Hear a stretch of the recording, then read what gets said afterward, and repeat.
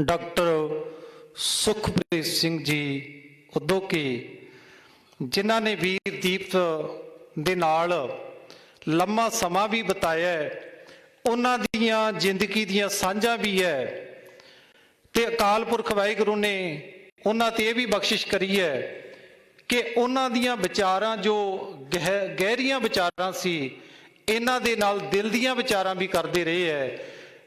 वो किताबां दे रूप विच भी साडे सामने आ जाणियां।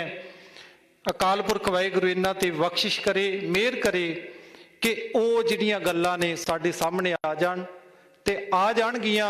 हुण मैं बेनती करांगा साडे सत्कारयोग डॉक्टर सुखप्रीत सिंह जी उद्योगी आप जी दे नाल विचारां दी सांझ पाउणगे। जिन्ना क समां उन्हां नूं ठीक लगे उन्ना समां आप जी संगतां नाल विचारां करन। वाहिगुरू जी का खालसा, वाहिगुरू जी की फतेह।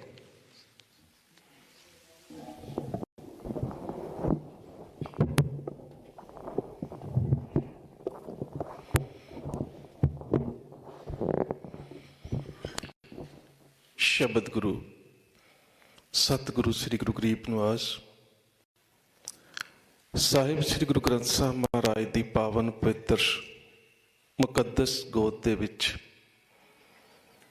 बैठे हुए बहुत ही सत्कारयोग मुअज़्ज़िज़ हाज़रीन, आओ सब तो पहला गुरुदेव पातशाह की बख्शिश पवित्र फतेह बुलंद करिए। सत्कार सहित आखना जी वाहिगुरू जी का खालसा, वाहिगुरू जी की फतेह। अज असीं साडे तो शरीर करके विछड़ चुके वीर संदीप सिंह, जिसनों अक्सर असीं दीप सिद्धू के नाम के नाल मुखातिब होने, उसकी याद च जुड़े च बैठे हैं। उस दे बारे ही कुछ विचारां करनियां ने। बहुत सवाल ने उसकी शख्सियत नूं लैके साडी मानसिकता दे विच, और बार बार जदों अक्सर ये गल करिया करदा सी कि एक कला वरत रही है, ते अज उहदे जाण तो बाद इंज महसूस हुंदा है कि वह भी वरत रही कला दे वरतारे का एक छोटा जिहा झलकारा ही सी। इस करके कि जिन्ने थोड़े समय दे विच जिन्नियां इल्जाम तराशियां, जिन्नी किरदार कुशी तो बाद कौम की मानसिकता दे विच उन्हें वड्डी जगह बनाई है, किते ना किते तो उसकी शख्सियत दे विच कुछ वखरापन सी। इस चीज़ का अध्ययन बहुत सूक्ष्मता दे नाल करना पवेगा। गरम नारे लाने, जोशीलियां गल्लां करनियां एक वखरा विशा हुंदा है, पर धर्म के फलसफे नूं समझ के मनुख की शख्सियत का अध्ययन करना कि उहदे विच ऐसी किहड़ी चीज़ सी, कुछ ना कुछ तो है ना। किन्ने असी लैक्चरर हाँ, किन्ने प्रचारक, किन्ने कथावाचक, किन्ने लोग जिहड़े धर्म के खेत्र दे विच पूरी तरह दे नाल दिन रात एक करके कौम दे विच चेतनता नूं जागृत करन दे वास्ते मेहनत कर रहे ने, पर शायद इन्नी वड्डी नौजवानी की मानसिकता नूं प्रभावित नहीं कर सके। फिर उहदे विच इहो जी किहड़ी गल सी? जां फिर दूसरे पासे मैं एक बेनती होर भी कर देवां। जदों असीं मैं खास करके दीप दी जिहड़ी भी विचारधारा सी, जां जिहड़े उसने नवेकले ढंग दे विच पंजाब दी होंद दे प्रसंग नूं सिरजिआ है, जदों मैं उस दा कह सकते हो कि एनालिसिस जां अध्ययन इतिहास के नज़रिए तो करना है, तो असीं एक गल का ख्याल रखियो कि इतिहास के किसी नायक दे नाल तशबीह नहीं दे रहे। मिसाल के तौर पर जिहड़ी पंजाबी जागृत होया है, जिहड़ी नौजवान दे विच जागृति आई है, इहदा अंश तो उहदे अंदर पहला ही पिया सी। जिहड़ा तुहाडे वडेरियां ने 18वीं सदी दे विच संघर्ष किया है, ते उस संघर्ष तो बाद सरकारे खालसा दे रूप दे विच साडे वडेरियां ने जिहड़ा राज माणिया, जिहड़ा स्टेटहुड माणिया, ਉਹ ਤੁਹਾਡੇ ਖੂਨ ਦੇ ਵਿੱਚੋਂ ਕਿਤੇ ਚਲਾ ਥੋੜਾ ਗਿਆ, ਉਹ ਤਾਂ ਸਭ ਕੁਝ ਹੈ। ਹੁਣ ਜੇ ਅਸੀਂ ਗੁਰੂ ਹਰਗੋਬਿੰਦ ਸਾਹਿਬ ਦੇ ਸਮੇਂ ਦੀ ਇੱਕ ਘਟਨਾ ਦੀ ਗੱਲ ਕਰੀਏ, ਜਿਸ ਵੇਲੇ ਲਾਹੌਰ ਦੇ ਫੌਜਦਾਰ ਦਾ ਅਸਮਾਨ ਦੇ ਵਿੱਚ ਸ਼ਿਕਾਰ ਕਰਨ ਦੇ ਵਾਸਤੇ ਉਡਾਇਆ ਹੋਇਆ ਬਾਜ ਗੁਰੂ ਸਾਹਿਬ ਦੇ ਬਾਜ਼ ਦੇ ਵੱਲੋਂ ਜ਼ਮੀਨ ਤੇ ਸੁੱਟ ਲਿਆ ਜਾਂਦਾ ਹੈ, ਤੇ ਉਸ ਦੇ ਅਹਿਲਕਾਰਾਂ ਦੇ ਵੱਲੋਂ ਇੱਕ ਸੁਨੇਹਾ ਆਉਂਦਾ ਹੈ ਕਿ ਸਾਡਾ ਬਾਜ ਵਾਪਸ ਕਰ ਦਿਓ। ਉੱਥੇ ਹੁਣ ਗੁਰੂ ਸਾਹਿਬ ਦੇ ਸਾਹਮਣੇ ਵੀ ਦੋ ਤਰ੍ਹਾਂ ਦੇ ਸਿੱਖ ਨੇ।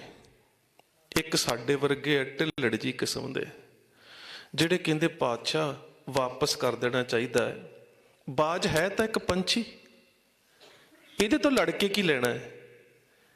ਪਰ ਗੁਰੂ ਸਾਹਿਬ ਬਾਜ ਨੂੰ ਪੰਛੀ ਦੇ ਰੂਪ ਚ ਨਹੀਂ ਵੇਖ ਰਹੇ। ਗੁਰੂ ਸਾਹਿਬ ਕਹਿ ਰਹੇ ਨੇ, ਤਿੰਨ ਤੇ ਬਾਜ ਨਾਹੀ ਅਬ ਦੇਣਾ, ਅਬ ਤਾਜ ਰਾਜ ਤਿੰਨ ਤੇ ਸਭ ਲੈਣਾ। ਇਹ ਗੱਲ ਕੇਵਲ ਬਾਜ ਤੱਕ ਸੀਮਤ ਹੈ ਹੀ ਨਹੀਂ ਹੈ, ਇਹ ਗੱਲ ਤਾਂ ਹੁਣ ਅਣਖ ਦੇ ਨਾਲ, ਗੈਰਤ ਦੇ ਨਾਲ, ਜ਼ੁਰਤ ਦੇ ਨਾਲ ਜੁੜ ਗਈ ਹੈ ਕਿ ਜੇ ਅੱਜ ਬਾਜ ਵਾਪਸ ਕਰ ਦਿੱਤਾ, ਕੱਲ ਨੂੰ ਤੁਸੀਂ ਤਾਜ ਲੈਣ ਦੀ ਜੰਗ ਨਹੀਂ ਲੜ ਸਕਦੇ। ਸੋ ਇਹ ਜਿਹੜੀ ਵਿਚਾਰਧਾਰਾ ਹੈ, ਇਹ ਤਾਂ ਤੁਹਾਡੇ ਮਨ ਦੇ ਵਿੱਚ ਪਈ ਸੀ। ਉਸ ਵਿਚਾਰਧਾਰਾ ਦਾ ਇੱਕ ਪ੍ਰਤੱਖ ਝਲਕਾਰਾ ਜਿਹੜਾ ਸੀ, ਜਦੋਂ ਕਲਗੀਧਰ ਪਾਤਸ਼ਾਹ ਗੁਰੂ ਗੋਬਿੰਦ ਸਿੰਘ ਮਹਾਰਾਜ ਦੇ ਸਮੇਂ ਗੁਰੂ ਸਾਹਿਬ ਦੇ ਸਿੱਖਾਂ ਨੇ ਰਹਿਤਨਾਮਿਆਂ ਦੇ ਰੂਪ ਵਿੱਚ ਸਿਰਜ ਦਿੱਤਾ ਕਿ ਖਾਲਸਾ ਸੋਏ ਜੋ ਚੜੇ ਤੁਰੰਗ, ਖਾਲਸਾ ਸੋਏ ਕਰੇ ਨਿਤ ਜੰਗ। ਇਹ ਵੀ ਵਿਚਾਰਧਾਰਾ ਤੁਹਾਡੇ ਅੰਦਰ ਪਈ ਸੀ। ਪਰ ਜਦੋਂ ਬਾਬਾ ਬੰਦਾ ਸਿੰਘ ਬਹਾਦਰ ਆਉਂਦਾ ਹੈ, ਪੰਜਾਬ ਦੇ ਲੋਕਾਂ ਦੇ ਨਾਲ ਤੇ ਉਹਦਾ ਕੋਈ ਰਿਸ਼ਤਾ ਨਹੀਂ ਸੀ। ਪੰਜਾਬ ਦੇ ਲੋਕ ਤੇ ਨਹੀਂ ਸੀ ਜਾਣਦੇ ਕਿ ਕਿਹੜਾ ਜਰਨੈਲ ਬਣ ਕੇ ਆ ਰਿਹਾ ਹੈ। ਬੰਦਾ ਸਿੰਘ ਬਹਾਦਰ ਦੇ ਸ਼ਬਦਾਂ ਨੇ ਜਿਹੜੀ ਅੰਦਰ ਉਹ ਗੱਲ ਪਈ ਸੀ ਗੁਰੂ ਸਾਹਿਬ ਦੇ ਵੇਲੇ ਤੋਂ, ਉਸ ਨੂੰ ਹਲੂਣਾ ਦਿੱਤਾ ਤੇ ਅਸੀਂ ਸਰਹੰਦ ਦੀ ਫਤਿਹ ਵਾਸਤੇ ਤਿਆਰ ਹੋ ਗਏ। ਸੋ ਇਸ ਕਰਕੇ ਦੀਪ ਸਿੱਧੂ ਨੇ ਕੀ ਕੀਤਾ ਹੈ, ਇਤਿਹਾਸ ਦੇ ਵਿੱਚ ਕੁਝ ਵੱਖਰਾ ਨਹੀਂ ਕੀਤਾ। ਇਤਿਹਾਸ ਦੇ ਵਿੱਚ ਜੋ ਪਿਆ ਸੀ ਉਸ ਨੂੰ ਤੁਹਾਡੇ ਸਾਹਮਣੇ ਰੱਖਿਆ ਕਿ ਸਾਡੇ ਇਤਿਹਾਸ ਦੇ ਵਿੱਚ ਆਹ ਕੁਝ ਪਿਆ ਹੈ, ਸਾਡਾ ਪਿਛੋਕੜ ਆਇਆ, ਅਸੀਂ ਸਟੇਟਹੁੱਡ ਮਾਣਿਆ, ਅਸੀਂ ਪਾਤਸ਼ਾਹੀ ਦਾਅਵਾ ਰੱਖਣਾ। ਇਹ ਗੱਲਾਂ ਤਾਂ ਇਤਿਹਾਸ 'ਚ ਪਈਆਂ ਸੀ। ਪਾਤਸ਼ਾਹੀ ਦਾਅਵੇ ਦੀ ਗੱਲ ਤਾਂ ਸਭ ਤੋਂ ਪਹਿਲਾਂ ਰਤਨ ਸਿੰਘ ਭੰਗੂ ਹੁਣਾਂ ਨੇ ਕਰ ਦਿੱਤੀ, ਪਰ ਉਹ ਵਿਸਰ ਚੁੱਕੀ ਸੀ ਸਾਡੇ ਮਨਾਂ 'ਚੋਂ। ਉਹ ਹੌਲੀ ਹੌਲੀ ਸਮੇਂ ਦੇ ਨਾਲ ਹਾਲਾਤਾਂ ਦੀ ਗਰਦ ਦੇ ਵਿੱਚ ਦੱਬੀ ਜਾ ਚੁੱਕੀ ਸੀ, ਉਸ ਨੂੰ ਦੁਬਾਰਾ ਜਾਗਰਿਤ ਕੀਤਾ ਹੈ। ਹੁਣ ਅਗਲਾ ਸਵਾਲ ਬੜਾ ਅਹਿਮ ਪੈਦਾ ਹੁੰਦਾ ਹੈ, ਦੀਪ ਨੇ ਹੀ ਇੰਨੇ ਥੋੜੇ ਸਮੇਂ ਦੇ ਵਿੱਚ ਇਸ ਨੂੰ ਕਿਉਂ ਜਾਗਰਿਤ ਕਰ ਦਿੱਤਾ? ਦੀਪ ਨੇ ਹੀ ਇੰਨੇ ਥੋੜੇ ਸਮੇਂ ਦੇ ਵਿੱਚ ਨੌਜਵਾਨੀ ਨੂੰ ਕਿਵੇਂ ਪ੍ਰਭਾਵਿਤ ਕਰ ਲਿਆ? ਇਹ ਸਭ ਤੋਂ ਅਹਿਮ ਸਵਾਲ ਹੈ। ਔਰ ਇਹ ਸਾਡੇ ਵਰਗੇ ਪ੍ਰਚਾਰਕਾਂ ਦੇ ਸਾਹਮਣੇ ਵੀ ਹੈ, ਲੈਕਚਰਾਰਾਂ ਦੇ ਸਾਹਮਣੇ ਵੀ ਹੈ, ਬੁਲਾਰਿਆਂ ਦੇ ਸਾਹਮਣੇ ਵੀ ਹੈ ਵੀ ਗੱਲਾਂ ਤਾਂ ਉਹੀ ਹੈ ਜਿਹੜੀਆਂ ਅਸੀਂ ਇਤਿਹਾਸ ਦੇ ਵਿੱਚ ਪੜ੍ਹੀਆਂ ਸੀ, ਪਰ ਉਹਦੀ ਕਹੀ ਗੱਲ ਨੇ ਨੌਜਵਾਨੀ ਨੂੰ ਇੰਨਾ ਟੁੰਬਿਆ ਕਿਉਂ? ਇਸ ਨੂੰ ਅਸੀਂ ਇਤਿਹਾਸਕ ਦ੍ਰਿਸ਼ਟੀਕੋਣ 'ਚ ਸਮਝਣ ਦਾ ਯਤਨ ਕਰੀਏ। ਇੱਕ ਪ੍ਰੈਸ ਰਿਪੋਰਟਰ ਹਰਚੰਦ ਸਿੰਘ ਲੌਂਗੋਵਾਲ, ਜਿਹੜੇ ਉਸ ਸਮੇਂ ਧਰਮਯੁੱਧ ਮੋਰਚੇ ਦੇ ਡਿਕਟੇਟਰ ਸੀ, ਉਹਨਾਂ ਨੂੰ ਮੁਲਾਕਾਤ ਕਰਕੇ ਬਾਹਰ ਨਿਕਲਦੀ ਹੈ। ਉਸ ਤੋਂ ਬਾਅਦ ਉਹ ਸੰਤ ਜਰਨੈਲ ਸਿੰਘ ਖਾਲਸਾ ਭਿੰਡਰਾਂਵਾਲਿਆਂ ਦੇ ਨਾਲ ਮੁਲਾਕਾਤ ਕਰਦੀ ਹੈ। ਹੁਣ ਲੌਂਗੋਵਾਲ ਦੇ ਕੋਲ ਧਰਮਯੁੱਧ ਮੋਰਚੇ ਦੀ ਕਮਾਂਡ ਹੈ। ਲੌਂਗੋਵਾਲ ਦੇ ਪੱਖ ਦੇ ਵਿੱਚ ਸ਼੍ਰੋਮਣੀ ਅਕਾਲੀ ਦਲ ਹੈ, ਲੌਂਗੋਵਾਲ ਦੇ ਪੱਖ ਦੇ ਵਿੱਚ ਸ਼੍ਰੋਮਣੀ ਗੁਰਦੁਆਰਾ ਪ੍ਰਬੰਧਕ ਕਮੇਟੀ ਹੈ, ਲੌਂਗੋਵਾਲ ਦੇ ਪੱਖ ਦੇ ਵਿੱਚ ਅਕਾਲ ਤਖਤ ਸਾਹਿਬ ਤੇ ਹੋਰਨਾਂ ਤਖਤਾਂ ਦੇ ਜਥੇਦਾਰ ਨੇ। ਦੂਸਰੇ ਪਾਸੇ ਸੰਤ ਜਰਨੈਲ ਸਿੰਘ ਨੇ, ਜਿਨ੍ਹਾਂ ਦੇ ਕੋਲ ਆਹ ਕੌਮ ਦੀ ਚੇਤਨਤਾ ਹੈ। ਹੁਣ ਜਦੋਂ ਸਵਾਲ ਕੀਤਾ ਜਾਂਦਾ ਹੈ ਕਿ ਤੂੰ ਦੋਹਾਂ ਨੂੰ ਮਿਲ ਕੇ ਆਈ ਹੈ, ਮੁਲਾਕਾਤ ਕਰਕੇ ਆਈ ਹੈ, ਤੈਨੂੰ ਅੰਤਰ ਕੀ ਲੱਗਾ? ਕਹਿੰਦੀ ਅੰਤਰ ਇਹ ਲੱਗਾ ਹੈ ਕਿ ਲੌਂਗੋਵਾਲ ਧੜੇ ਨੂੰ ਸਮੱਸਿਆ ਦਾ ਪਤਾ ਹੈ ਤੇ ਸੰਤ ਜਰਨੈਲ ਸਿੰਘ ਨੂੰ ਸਮੱਸਿਆ ਦੀ ਸਮਝ ਹੈ। ਇਹ ਅੰਤਰ ਹੈ। ਪਤਾ ਕਿਸੇ ਨੂੰ ਵੀ ਹੋ ਸਕਦਾ। ਤੁਸੀਂ ਅਖਬਾਰ ਰੋਜ਼ ਪੜ੍ਹਦੇ ਹੋ, ਅਖਬਾਰ ਦੇ ਉੱਪਰ ਆਉਂਦਾ ਹੈ ਕਿ ਬੱਸ ਦਾ ਐਕਸੀਡੈਂਟ ਹੋ ਗਿਆ। ਇਨਫੋਰਮੇਸ਼ਨ ਹੈ, ਤੁਸੀਂ ਵੀ ਉਹੀ ਪੜ੍ਹੀ ਹੈ, ਮੈਂ ਵੀ ਉਹੀ ਪੜ੍ਹੀ ਹੈ, ਪਰ ਸਮਝ ਇਹ ਹੈ ਕਿ ਕਿਉਂ ਹੋਇਆ ਤੇ ਕਿਵੇਂ ਬਚਿਆ ਜਾ ਸਕਦਾ ਸੀ। ਇਨਫੋਰਮੇਸ਼ਨ ਤੇ ਨੌਲੇਜ ਦਾ ਇੰਨਾ ਕੁ ਅੰਤਰ ਹੁੰਦਾ ਹੈ। ਔਰ ਇਹ ਸਮਝ ਬਣਦੀ ਕਿਵੇਂ, ਅਸੀਂ ਫਿਰ ਉਸੇ ਦ੍ਰਿਸ਼ਟੀਕੋਣ ਦੇ ਵਿੱਚ ਵੇਖੀਏ, ਕਿਉਂਕਿ ਅਸੀਂ ਬੜੀ ਸਹਿਜ ਦੇ ਨਾਲ ਵਿਚਾਰ ਕਰਨੀ ਹੈ। ਜਦੋਂ ਬਾਰ-ਬਾਰ ਸਾਡੇ ਨੌਜਵਾਨ ਇਹ ਗੱਲ ਕਰਦੇ ਨੇ ਕਿ ਦੀਪ ਸਿੱਧੂ ਤੇਰੀ ਸੋਚ ਤੇ ਪਹਿਰਾ ਦਿਆਂਗੇ ਠੋਕ ਕੇ, ਉਹ ਸੋਚ ਜਿਹੜੀ ਹੈ ਉਹ ਕਿੱਥੋਂ ਆ ਰਹੀ ਹੈ? ਸਮਝਣਾ ਤਾਂ ਇਸ ਗੱਲ ਨੂੰ ਹੈ ਕਿ ਉਹ ਸੋਚ ਕਿੱਥੋਂ ਆ ਰਹੀ ਹੈ। ਸੋਚ ਤੇ ਉਹ ਤੁਹਾਡੇ ਸਾਰਿਆਂ ਦੇ ਵਿੱਚ ਪਈ ਹੈ, ਸਾਰਿਆਂ ਦੇ ਵਿੱਚ ਪਈ ਹੈ। ਜਿਨ੍ਹਾਂ ਨੇ 18ਵੀਂ ਸਦੀ 'ਚ ਸ਼ਹਾਦਤਾਂ ਦਿੱਤੀਆਂ ਸਾਡੇ ਵਡੇਰੇ ਸੀ, ਜਿਨ੍ਹਾਂ ਨੇ ਰਾਜ ਮਾਣਿਆ ਸਰਕਾਰੇ ਖਾਲਸਾ ਸਾਡੇ ਵਡੇਰੇ ਸੀ, ਜਿਨ੍ਹਾਂ ਨੇ ਦੇਸ਼ ਦੀ ਆਜ਼ਾਦੀ ਦੀ ਜੰਗ ਲੜੀ ਸਾਡੇ ਵਡੇਰੇ ਸੀ, ਜਿਨ੍ਹਾਂ ਨੇ ਦੇਸ਼ ਦੀ ਵੰਡ ਦੇ ਸਮੇਂ ਸੰਤਾਪ ਝੱਲਿਆ ਸਾਡੇ ਵਡੇਰੇ ਸੀ ਨਾ। ਸੋ ਸਭ ਕੁਝ ਤੁਹਾਡੇ ਅੰਦਰ ਪਿਆ ਹੈ। ਹੁਣ ਫਰਕ ਕਿੱਥੇ ਹੈ? ਫਰਕ ਇਹ ਹੈ ਕਿ ਕਈ ਵਾਰ ਕੱਲ ਅਮਰਦੀਪ ਭਾਜੀ ਇੱਕ ਬੜੀ ਵਧੀਆ ਗੱਲ ਕਰ ਰਹੇ ਸੀ, ਕਹਿੰਦੇ ਕਈ ਵਾਰੀ ਨਲਕਾ ਪਾਣੀ ਛੱਡ ਜਾਂਦਾ ਨਾ ਤੇ ਪਾਣੀ ਤੇ ਅੰਦਰ ਹੁੰਦਾ ਹੈ, ਪਰ ਪਾਣੀ ਨੂੰ ਕੱਢਣ ਦੇ ਵਾਸਤੇ ਬਾਹਰੋਂ ਪਾਣੀ ਪਾਉਣਾ ਪੈਂਦਾ। ਹੁਣ ਕਿਸੇ ਦਾ ਨਲਕਾ ਪਹਿਲਾਂ ਪਾਣੀ ਚੁੱਕ ਗਿਆ, ਕਿਸੇ ਦੇ ਅੰਦਰ ਪਾਣੀ ਤੇ ਹੈਗਾ ਚੁੱਕ ਨਹੀਂ ਰਿਹਾ। ਫਰਕ ਇੰਨਾ ਹੈ ਕਿ ਦੀਪ ਦਾ ਨਲਕਾ ਪਹਿਲਾਂ ਪਾਣੀ ਚੁੱਕ ਗਿਆ, ਉਸਨੇ ਪਹਿਲਾਂ ਉਹਨਾਂ ਅੰਦਰੂਨੀ ਗੱਲਾਂ ਨੂੰ ਸਾਹਮਣੇ ਲੈ ਆਂਦਾ। ਸਾਡਾ ਨਲਕਾ ਜੇ ਪਾਣੀ ਨਹੀਂ ਚੁੱਕਣ ਦਿਆ। ਪਤਾ ਸਾਨੂੰ ਵੀ ਹੈ ਸਮੱਸਿਆ ਕੀ ਹੈ, ਸਾਡਾ ਪਿਛੋਕੜ ਕੀ ਹੈ। ਦੂਜੀ ਅਹਿਮ ਗੱਲ ਸਭ ਤੋਂ ਵੱਡੀ, ਸੰਤ ਜਰਨੈਲ ਸਿੰਘ ਦੇ ਸਮੇਂ ਵੀ ਮੰਗਾਂ ਨੇ ਆਨੰਦਪੁਰ ਸਾਹਿਬ ਦਾ ਮਤਾ, ਉਹੀ ਮੰਗਾਂ ਸੰਤ ਜਰਨੈਲ ਸਿੰਘ ਦੇ ਵਾਸਤੇ ਨੇ ਤੇ ਉਹੀ ਮੰਗਾਂ ਲੌਂਗੋਵਾਲ ਧੜੇ ਵਾਸਤੇ ਨੇ। ਮੰਗਾਂ ਤੇ ਉਹੀ ਨੇ ਜੀ, ਦੋਹਾਂ ਵਾਸਤੇ ਸਾਂਝੀ ਲੜਾਈ ਲੜੀ ਜਾ ਰਹੀ ਹੈ। ਪਰ ਸੰਤ ਜਰਨੈਲ ਸਿੰਘ ਹੋਣਾ ਦੀ ਸ਼ਖਸੀਅਤ ਇੰਨੀ ਉੱਚੀ ਕਿਉਂ ਹੈ? ਵੇਖਣਾ ਇਹ ਹੈ ਕਿਉਂਕਿ ਜਦੋਂ ਇੱਕ ਤੁਸੀਂ ਜਿਹੜੇ ਸਾਇੰਸ ਦੇ ਵਿਦਿਆਰਥੀ ਜਾਣਦੇ ਹੋਣਗੇ ਜਾਂ 10ਵੀਂ ਤੱਕ ਵੀ ਜਿਨ੍ਹਾਂ ਨੇ ਪੜ੍ਹਿਆ ਪਤਾ ਹੋਵੇਗਾ, ਇੱਕ ਤਿਕੋਨਾ ਸ਼ੀਸ਼ਾ ਹੁੰਦਾ, ਉਸਨੂੰ ਪ੍ਰਿਜ਼ਮ ਕਿਹਾ ਜਾਂਦਾ।